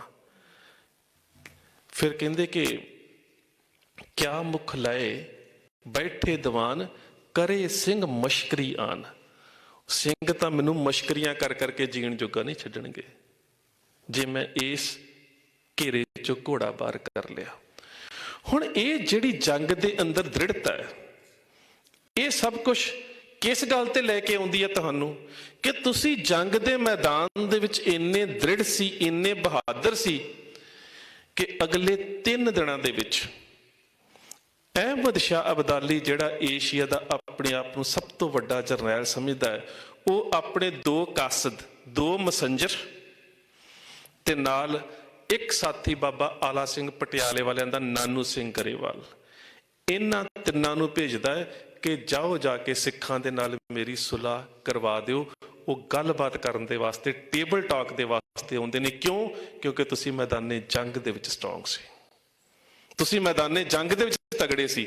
ਜੇ ਕਿਤੇ ਤੁਸੀਂ ਮਰੱਟਿਆਂ ਦੇ ਵਾਂਗ, ਮੁਹੰਮਦ ਸ਼ਾਹ ਰੰਗੀਲੇ ਦੇ ਵਾਂਗ, ਜਾਂ ਫਿਰ ਮੀਰ ਜਿਹੜਾ ਕਮਰੂਦੀਨ ਮੀਰ ਆਤਸ਼ ਸੀ, ਮੀਰ ਮਨੂ ਦਾ ਬਾਪ, ਜੇ ਕਿਤੇ ਉਹਦੇ ਵਾਂਗ ਤੁਸੀਂ ਵੀ ਮੈਦਾਨੇ ਜੰਗ ਦੇ ਵਿੱਚ ਹਾਰ ਗਏ ਹੁੰਦੇ ਤੇ ਅਹਿਮਦ ਸ਼ਾਹ ਅਬਦਾਲੀ ਤੁਹਾਨੂੰ ਗੱਲਬਾਤ ਦਾ ਸੱਦਾ ਨਾ ਦਿੰਦਾ। ਹੁਣ ਅਗਲੀ ਗੱਲ, ਅਸੀਂ ਸਾਰੀਆਂ ਗੱਲਾਂ ਇਤਿਹਾਸ ਦੇ ਸੰਦਰਭ 'ਚ ਕਰਨੀਆਂ ਨੇ ਤੇ ਅੱਜ ਕਿਵੇਂ ਵਾਪਰੀਆਂ। ਜਿਸ ਵੇਲੇ ਪ੍ਰਪੋਜ਼ਲ ਲੈਟਰ ਆਉਣ ਦੇ ਉੱਪਰ ਕਿਸਾਨ ਜਥੇਬੰਦੀਆਂ ਦੀ ਪਹਿਲੀ ਮੀਟਿੰਗ ਹੋਈ ਖੇਤੀਬਾੜੀ ਮੰਤਰੀ ਦੇ ਨਾਲ, ਤੇ ਸਾਡੇ ਕਿਸਾਨ ਆਗੂਆਂ ਨੇ ਜਾ ਕੇ ਜਦੋਂ ਉਦੋਂ ਦੇ ਟੇਬਲ ਤੇ ਰੋਟੀਆਂ ਖਾਧੀਆਂ, ਉਸ ਰਾਤ ਦੀਪ ਫਿਰ ਲਾਈਵ ਹੋਇਆ। ਕਹਿੰਦਾ ਉਹ ਇਹਨਾਂ ਦੀਆਂ ਰੋਟੀਆਂ ਨਾ ਖਾਓ, ਇਹਨਾਂ ਦੀਆਂ ਦਿੱਤੀਆਂ ਰੋਟੀਆਂ ਨਾ ਖਾਓ, ਆਪਣੀਆਂ ਕੱਪੜਿਆਂ 'ਚ ਬੰਨ ਕੇ ਲੈ ਜਾਓ। ਅਗਲੀ ਵਾਰ ਲੈ ਕੇ ਵੀ ਗਏ ਅਗਲੀ ਮੀਟਿੰਗ ਦੇ ਵਿੱਚ। ਉਹਦੇ ਵਿੱਚ ਇਹੀ ਇਤਿਹਾਸ ਦੀ ਗੱਲ ਪਈ ਸੀ। ਦੀਪ ਨੇ ਉਸ ਇਤਿਹਾਸਕ ਵਰਤਾਰੇ ਨੂੰ ਤੁਹਾਡੇ ਸਾਹਮਣੇ ਪ੍ਰਗਟ ਕੀਤਾ। ਇਤਿਹਾਸ 'ਚ ਕਿਵੇਂ ਪਈ ਸੀ? ਜਦੋਂ ਇਹੀ ਦੋਵੇਂ ਕਾਸਦ ਤੇ ਸਰਦਾਰ ਨਾਨੂ ਸਿੰਘ ਗਰੇਵਾਲ ਸਿੱਖਾਂ ਦੇ ਕੋਲ ਆਉਂਦੇ ਨੇ ਤੇ ਸਿੱਖਾਂ ਦੇ ਜਰਨੈਲ ਸਰਦਾਰ ਚੜ੍ਹਤ ਸਿੰਘ, ਜੱਸਾ ਸਿੰਘ ਆਹਲੂਵਾਲੀਆ, ਜੱਸਾ ਸਿੰਘ ਰਾਮਗੜੀਆ, ਸਰਦਾਰ ਤਾਰਾ ਸਿੰਘ, ਸਰਦਾਰ ਕਰਮ ਸਿੰਘ, ਇਹ ਸਾਰੇ ਜਰਨੈਲ ਬੈਠੇ ਨੇ, ਚੜ੍ਹਤ ਸਿੰਘ ਸ਼ੁਕਰ ਚੱਕੀਆ, ਸਾਰੇ ਬੈਠੇ ਨੇ। ਤੇ ਉਹ ਤਸ਼ਤਰੀਆਂ ਦੇ ਵਿੱਚ, ਜਿਹਨੂੰ ਅੱਜ ਅਸੀਂ ਟਰੇ ਕਹਿ ਦਿੰਦੇ ਆ, ਉਹਨਾਂ 'ਚ ਬੜੇ ਕਾਜੂ ਮੇਵੇ ਜੋ ਬਾਦਸ਼ਾਹਾਂ ਦੀ ਖੁਰਾਕ ਹੁੰਦੀ ਆ ਉਹ ਲੈ ਕੇ ਆਏ ਵੀ ਸਿੱਖਾਂ ਦੇ ਨਾਲ ਗੱਲਬਾਤ ਕਰਨ ਚੱਲੇ ਆ। ਇਹ ਜੰਗਲ 'ਚ ਬੈਠੇ ਨੇ, ਇਹਨਾਂ ਕੋਲ ਖਾਣ ਨੂੰ ਕੀ ਹੋਣਾ, ਇਹਨਾਂ ਨਾਲ ਬਹਿ ਕੇ ਅਸੀਂ ਗੱਲਬਾਤ ਕਰਾਂਗੇ।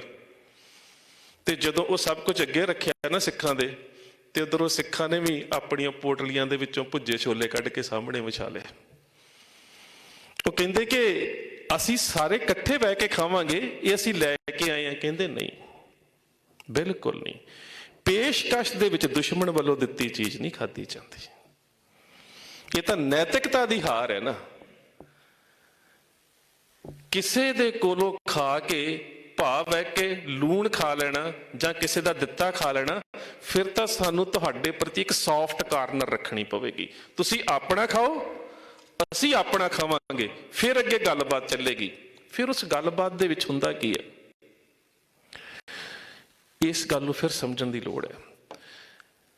ਦੀਪ ਬਾਰ-ਬਾਰ ਕਹਿੰਦਾ ਸੀ ਕਿ ਗੱਲਬਾਤ ਦੇ ਟੇਬਲ ਦੇ ਉੱਪਰ ਅਸੀਂ ਕਿਤੇ ਨਾ ਕਿਤੇ ਖਤਾ ਖਾ ਜਾਵਾਂਗੇ। ਉਹਦਾ ਕਾਰਨ ਕੀ ਸੀ ਕਿ ਸੰਘਰਸ਼ ਦੇ ਵਿੱਚ ਜਿਹੜੀ ਸਿੱਖ ਵਿਚਾਰਧਾਰਾ ਦੀ ਵੱਡੀ ਤਾਕਤ ਸੀ, ਕਿਸਾਨ ਲੀਡਰਸ਼ਿਪ ਉਸ ਨੂੰ ਨਕਾਰ ਰਹੀ ਸੀ। ਜੇਕਰ ਸਿੱਖ ਵਿਚਾਰਧਾਰਾ ਦੇ ਅਹਿਮ ਸੰਕਲਪ ਜਿਹੜੇ ਨੇ ਇਸ ਸੰਘਰਸ਼ ਦਾ ਹਿੱਸਾ ਨਾ ਹੁੰਦੇ ਤਾਂ ਇਸ ਸੰਘਰਸ਼ ਦਾ ਇੰਨਾ ਵੱਡਾ ਰੂਪ ਸਿਰਜਿਆ ਨਹੀਂ ਸੀ ਜਾ ਸਕਦਾ, ਕਦੀ ਨਹੀਂ ਸੀ ਸਿਰਜਿਆ ਜਾ ਸਕਦਾ। ਲੰਗਰ ਗੁਰੂ ਪਾਤਸ਼ਾਹ ਦਾ, ਸੰਗਤ ਗੁਰੂ ਦੀ, ਪੰਗਤ ਗੁਰੂ ਦੀ, ਸਾਡੇ ਬਾਬੇ, ਸਾਡੀਆਂ ਸੰਪਰਦਾਵਾਂ, ਸਾਡੀਆਂ ਨਿਹੰਗ ਸਿੰਘ ਜਥੇਬੰਦੀਆਂ, ਜਿਹੜਾ ਇਸ ਸੰਘਰਸ਼ ਦੇ ਵਿੱਚ ਇੱਕ ਵੱਡਾ ਇਨਫਰਾਸਟ੍ਰਕਚਰ ਸਰਕਾਰ ਦੇ ਖਿਲਾਫ ਲੜਨ ਦੇ ਵਾਸਤੇ ਜਿਹੜੀਆਂ ਸੁਵਿਧਾਵਾਂ ਦਿੱਤੀਆਂ ਗਈਆਂ, ਉਹ ਤਾਂ ਸਾਡੀਆਂ ਸਿੱਖ ਪਰੰਪਰਾਵਾਂ ਦੇ ਵਿੱਚੋਂ ਆ ਰਿਹਾ ਸੀ। ਪਰ ਉਹਦੇ ਬਾਵਜੂਦ ਵੀ ਲੀਡਰਸ਼ਿਪ ਨੂੰ ਪਹਿਲ ਦਿੱਤੀ ਗਈ। ਲੀਡਰਸ਼ਿਪ ਜਿਹੜੀ ਹੈ ਉਹ ਉਸ ਸੰਘਰਸ਼ ਦੇ ਹਾਣ ਦੀ ਸਾਬਤ ਨਹੀਂ ਹੋ ਸਕੀ। ਕਿਵੇਂ ਨਹੀਂ ਹੋ ਸਕੀ? ਹੁਣ ਜਦੋਂ ਤੁਸੀਂ 18ਵੀਂ ਸਦੀ ਦੀ ਲੀਡਰਸ਼ਿਪ ਦੀ ਗੱਲ ਕਰਦੇ ਹੋ ਤਾਂ ਉਸ ਵੇਲੇ ਅਹਿਮਦ ਸ਼ਾਹ ਅਬਦਾਲੀ ਦੀ ਪੇਸ਼ਕਸ਼ ਪਤਾ ਕੀ ਹੈ?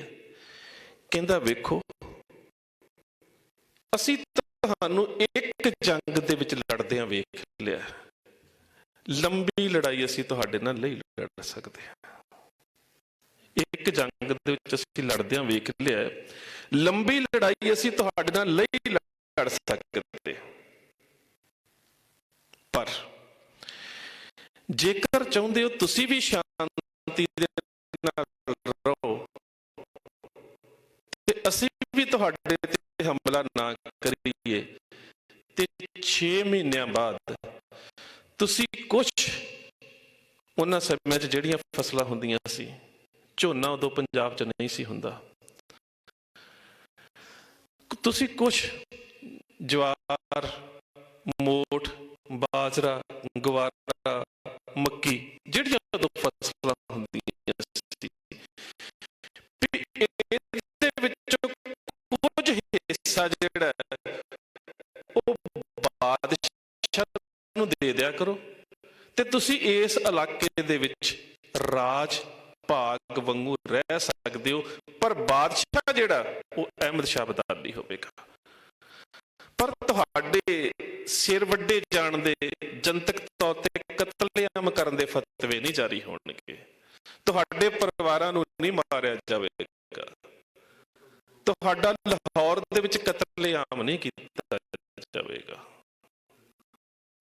ਤੁਹਾਨੂੰ ਕਿਸੇ ਕਿਸਮ ਦੀ ਚਿੰਤਾ ਕਰਨ ਦੀ ਲੋੜ ਨਹੀਂ। ਬਸ ਇੰਨੇ ਕੁ ਨਜ਼ਰਾਨੇ ਜਿਹੜੇ ਆ ਉਹ 6 ਮਹੀਨੇ ਬਾਅਦ ਹਾੜੀ ਸੋਣੀ, ਜਿਸ ਨੂੰ ਅਸੀਂ ਕਹਿੰਦੇ ਆ, ਅਬਦਾਲੀ ਨੂੰ ਦੇ ਦਿਆ ਕਰੋ।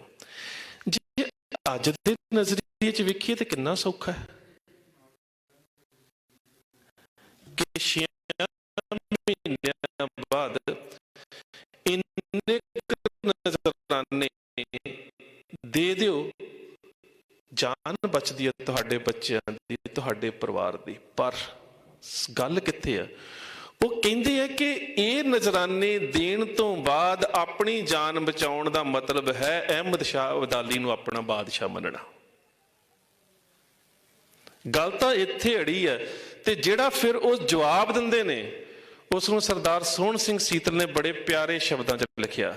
ਉਹ ਕਹਿੰਦੇ, ਸਾਡੇ ਵੱਲੋਂ ਸ਼ਾਹ ਨੂੰ ਕਹਿ ਦੇਣਾ ਜਾ ਕੇ, ਮਿਲਾਂਗੇ ਉਸ ਨੂੰ ਰਣ ਵਿੱਚ ਹੱਥ ਤੇਗ ਉਠਾ ਕੇ, ਸ਼ਰਤਾਂ ਲਿਖਾਂਗੇ ਰਤ ਨਾਲ ਖੈਬਰ ਕੋਲ ਜਾ ਕੇ, ਸ਼ਾਹ ਨਜਰਾਨੇ ਸਾਥੋਂ ਭਾਲਦਾ ਇਉਂ ਈਨ ਮਨਾ ਕੇ, ਪਰ ਸ਼ੇਰ ਨਾ ਜਿਉਂਦੇ ਸੀਤਲਾ ਨੱਕ ਨੱਥ ਪਵਾ ਕੇ।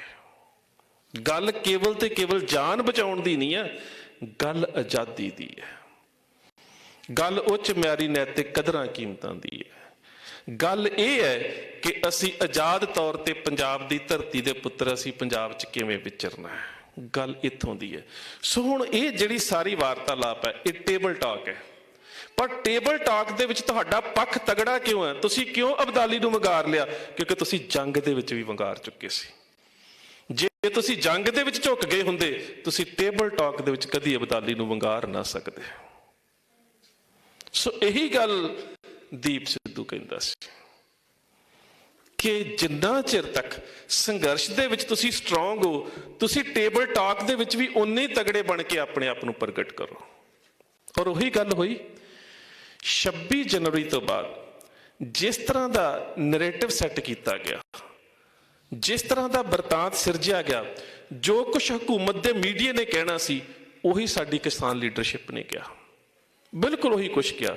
ਉਹਦੇ ਨਾਲ ਹੋਇਆ ਕੀ ਕਿ 26 ਜਨਵਰੀ ਤੋਂ ਬਾਅਦ ਜਦੋਂ ਸਰਕਾਰ ਨੂੰ ਪਤਾ ਲੱਗ ਗਿਆ ਕਿ ਜ਼ਮੀਨੀ ਪੱਧਰ ਦੇ ਉੱਪਰ ਇਸ ਸੰਘਰਸ਼ ਦੇ ਵਿੱਚੋਂ ਸਿੱਖ ਵਿਚਾਰਧਾਰਾ ਮੰਨਫੀ ਹੋ ਚੁੱਕੀ ਹੈ, ਨੌਜਵਾਨੀ 'ਚ ਨਿਰਾਸ਼ਤਾ ਆ ਚੁੱਕੀ ਹੈ, ਉਹਨਾਂ ਤੁਹਾਨੂੰ 1 ਸਾਲ ਟੇਬਲ ਟਾਕ ਕਰਨ ਦੇ ਵਾਸਤੇ ਸੱਦਿਆ ਹੀ ਨਹੀਂ, ਉਹਨਾਂ ਬੁਲਾਇਆ ਹੀ ਨਹੀਂ ਤੁਹਾਨੂੰ।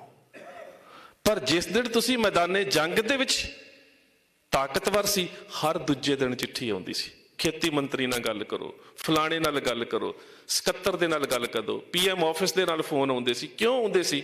ਉਸ ਦਿਨ ਤੁਸੀਂ ਮੈਦਾਨੇ ਜੰਗ ਦੇ ਵਿੱਚ ਤਾਕਤਵਰ ਸੀ। ਸੋ ਇਸ ਗੱਲ ਨੂੰ ਸੰਘਰਸ਼ ਦੇ ਵਿੱਚ ਸਮਝਣਾ ਬਹੁਤ ਜ਼ਰੂਰੀ ਹੁੰਦਾ ਹੈ ਕਿ ਜਦੋਂ ਤੁਸੀਂ ਜੰਗ ਦੇ ਮੈਦਾਨ ਦੇ ਵਿੱਚ ਤਾਕਤਵਰ ਹੋ, ਤੁਸੀਂ ਫੇਰ ਹੀ ਤਾਕਤਵਰ ਹੋ ਸਕਦੇ ਹੋ ਗੱਲਬਾਤ ਦੇ ਮੇਜ਼ ਦੇ ਉੱਪਰ। ਪਰ ਗੱਲਬਾਤ ਦੇ ਮੇਜ਼ ਦੇ ਉੱਪਰ ਜਾਂ ਮੈਦਾਨੇ ਜੰਗ ਦੇ ਵਿੱਚ ਜੇ ਤੁਸੀਂ ਜਾਣਾ ਹੈ ਤੇ ਤੁਹਾਡੇ ਕੋਲ ਇੱਕ ਹੀ ਵਿਚਾਰਧਾਰਾ ਹੈ ਜਿਹੜੀ ਤੁਹਾਡੀ ਰਹਿਨੁਮਾਈ ਕਰਦੀ ਹੈ, ਸਾਹਿਬ ਸ੍ਰੀ ਗੁਰੂ ਗ੍ਰੰਥ ਸਾਹਿਬ ਮਹਾਰਾਜ। ਇਹਦੇ ਤੋਂ ਬਿਨਾਂ ਕੁਝ ਨਹੀਂ। ਹੁਣ ਅਗਲੀ ਗੱਲ, ਅਸੀਂ ਕਹਿੰਦੇ ਹੋਂਦ ਦੀ ਜੰਗ, ਇਹਨੂੰ ਸਮਝਣਾ ਕਿਵੇਂ ਹੈ? ਦੀਪ ਬਾਰ-ਬਾਰ ਇਹ ਗੱਲ ਕਰਦਾ ਸੀ ਵੀ ਇਹ ਗੱਲ ਕੇਵਲ ਫਸਲਾਂ ਦੀ ਨਹੀਂ ਹੈ, ਇਹ ਸਾਡੀਆਂ ਨਸਲਾਂ ਦੀ ਹੈ। ਗੱਲ ਕੇਵਲ ਕਣਕ ਦੀ ਨਹੀਂ ਹੈ, ਗੱਲ ਅਣਖ ਦੀ ਹੈ। ਗੱਲ ਕੇਵਲ ਤੇ ਕੇਵਲ ਇਹਨਾਂ 3 ਕਾਲੇ ਕਾਨੂੰਨਾਂ ਦੀ ਨਹੀਂ ਹੈ, ਗੱਲ ਪੰਜਾਬ ਦੇ ਭਵਿੱਖ ਦੀ ਹੈ। ਕਾਨੂੰਨ ਬਣੇ, ਕਾਨੂੰਨ ਵਾਪਸ ਲੈ ਲੈ, ਲਾਗੂ ਤੇ ਜੇ ਹੋਏ ਵੀ ਨਹੀਂ ਸੀ। ਪਰ ਅਸੀਂ ਬਾਰ-ਬਾਰ ਇਹ ਗੱਲ ਕਹਿੰਦੇ ਸੀ ਕਿ ਜਿਹੜੀ ਇਹ ਪੋਜੀਸ਼ਨ ਹੈ, ਇਹ ਤਾਂ ਸਟੇਟਸ ਕੋ ਵਰਗੀ ਹੈ ਨਾ। ਇਹ ਤਾਂ ਸੀ ਨਾ ਕਿ ਜਿਵੇਂ ਹੈ, ਜਿੱਥੇ ਹੈ ਉਹ ਅਮਲ। ਅਸੀਂ ਪ੍ਰਾਪਤੀ ਤੇ ਕੁਛ ਨਹੀਂ ਕੀਤੀ। ਸਰਕਾਰ ਨੇ ਕਿਹਾ ਆ ਕਰਨਾ, ਅਸੀਂ ਕਿਹਾ ਨਾ ਕਰੋ, ਉੱਥੇ ਅਸੀਂ ਚੁੱਪ। ਇਹੀ ਹੈ ਨਾ। ਹੁਣ ਜਦੋਂ ਤੁਸੀਂ ਇਸ ਨੂੰ ਹੋਂਦ ਦੀ ਜੰਗ ਦੇ ਰੂਪ 'ਚ ਸਮਝੋਗੇ, ਰੂਸ ਨੇ ਯੂਕਰੇਨ ਦੇ ਉੱਪਰ ਹਮਲਾ ਕੀਤਾ, ਤੁਸੀਂ ਰੋਜ਼ ਖਬਰਾਂ ਪੜ੍ਹ ਰਹੇ ਹੋ। ਉੱਥੇ ਕੁਝ ਲੋਕ ਉਹ ਨੇ ਜਿਹੜੇ ਯੂਰਪ ਵੱਲ ਜਾ ਰਹੇ ਨੇ, ਜਾਨ ਬਚ ਜਾਵੇ। ਕੁਝ ਲੋਕ ਉਹ ਨੇ ਜਿਨ੍ਹਾਂ ਨੂੰ ਪਤਾ ਕਿ ਰੂਸ ਇੱਕ ਵੱਡੀ ਤਾਕਤ ਹੈ, ਅਸੀਂ ਹਥਿਆਰ ਚੁੱਕਾਂਗੇ, ਅਸੀਂ ਮਾਰੇ ਜਾਵਾਂਗੇ, ਪਰ ਉਹ ਇਸ ਗੱਲ ਤੇ ਅੜੇ ਹੋਏ ਨੇ ਕਿ ਨਹੀਂ, ਇਹ ਸਾਡੀ ਹੋਂਦ ਦੀ ਜੰਗ ਹੈ, ਅਸੀਂ ਆਪਣੀ ਜ਼ਮੀਨ ਨਹੀਂ ਛੱਡਣੀ, ਇਹ ਸਾਡੀ ਹੋਂਦ ਦੀ ਜੰਗ ਹੈ। ਇਹੀ ਜਜ਼ਬਾਤ ਜਿਹੜੇ ਨੇ ਜਿਉਂਦੀਆਂ ਕੌਮਾਂ ਦੇ ਵਿੱਚ ਹੁੰਦੇ ਨੇ। ਹੁਣ ਸਾਰੇ ਸਾਨੂੰ ਕੀ ਕਹਿੰਦੇ ਸੀ, ਅਕਸਰ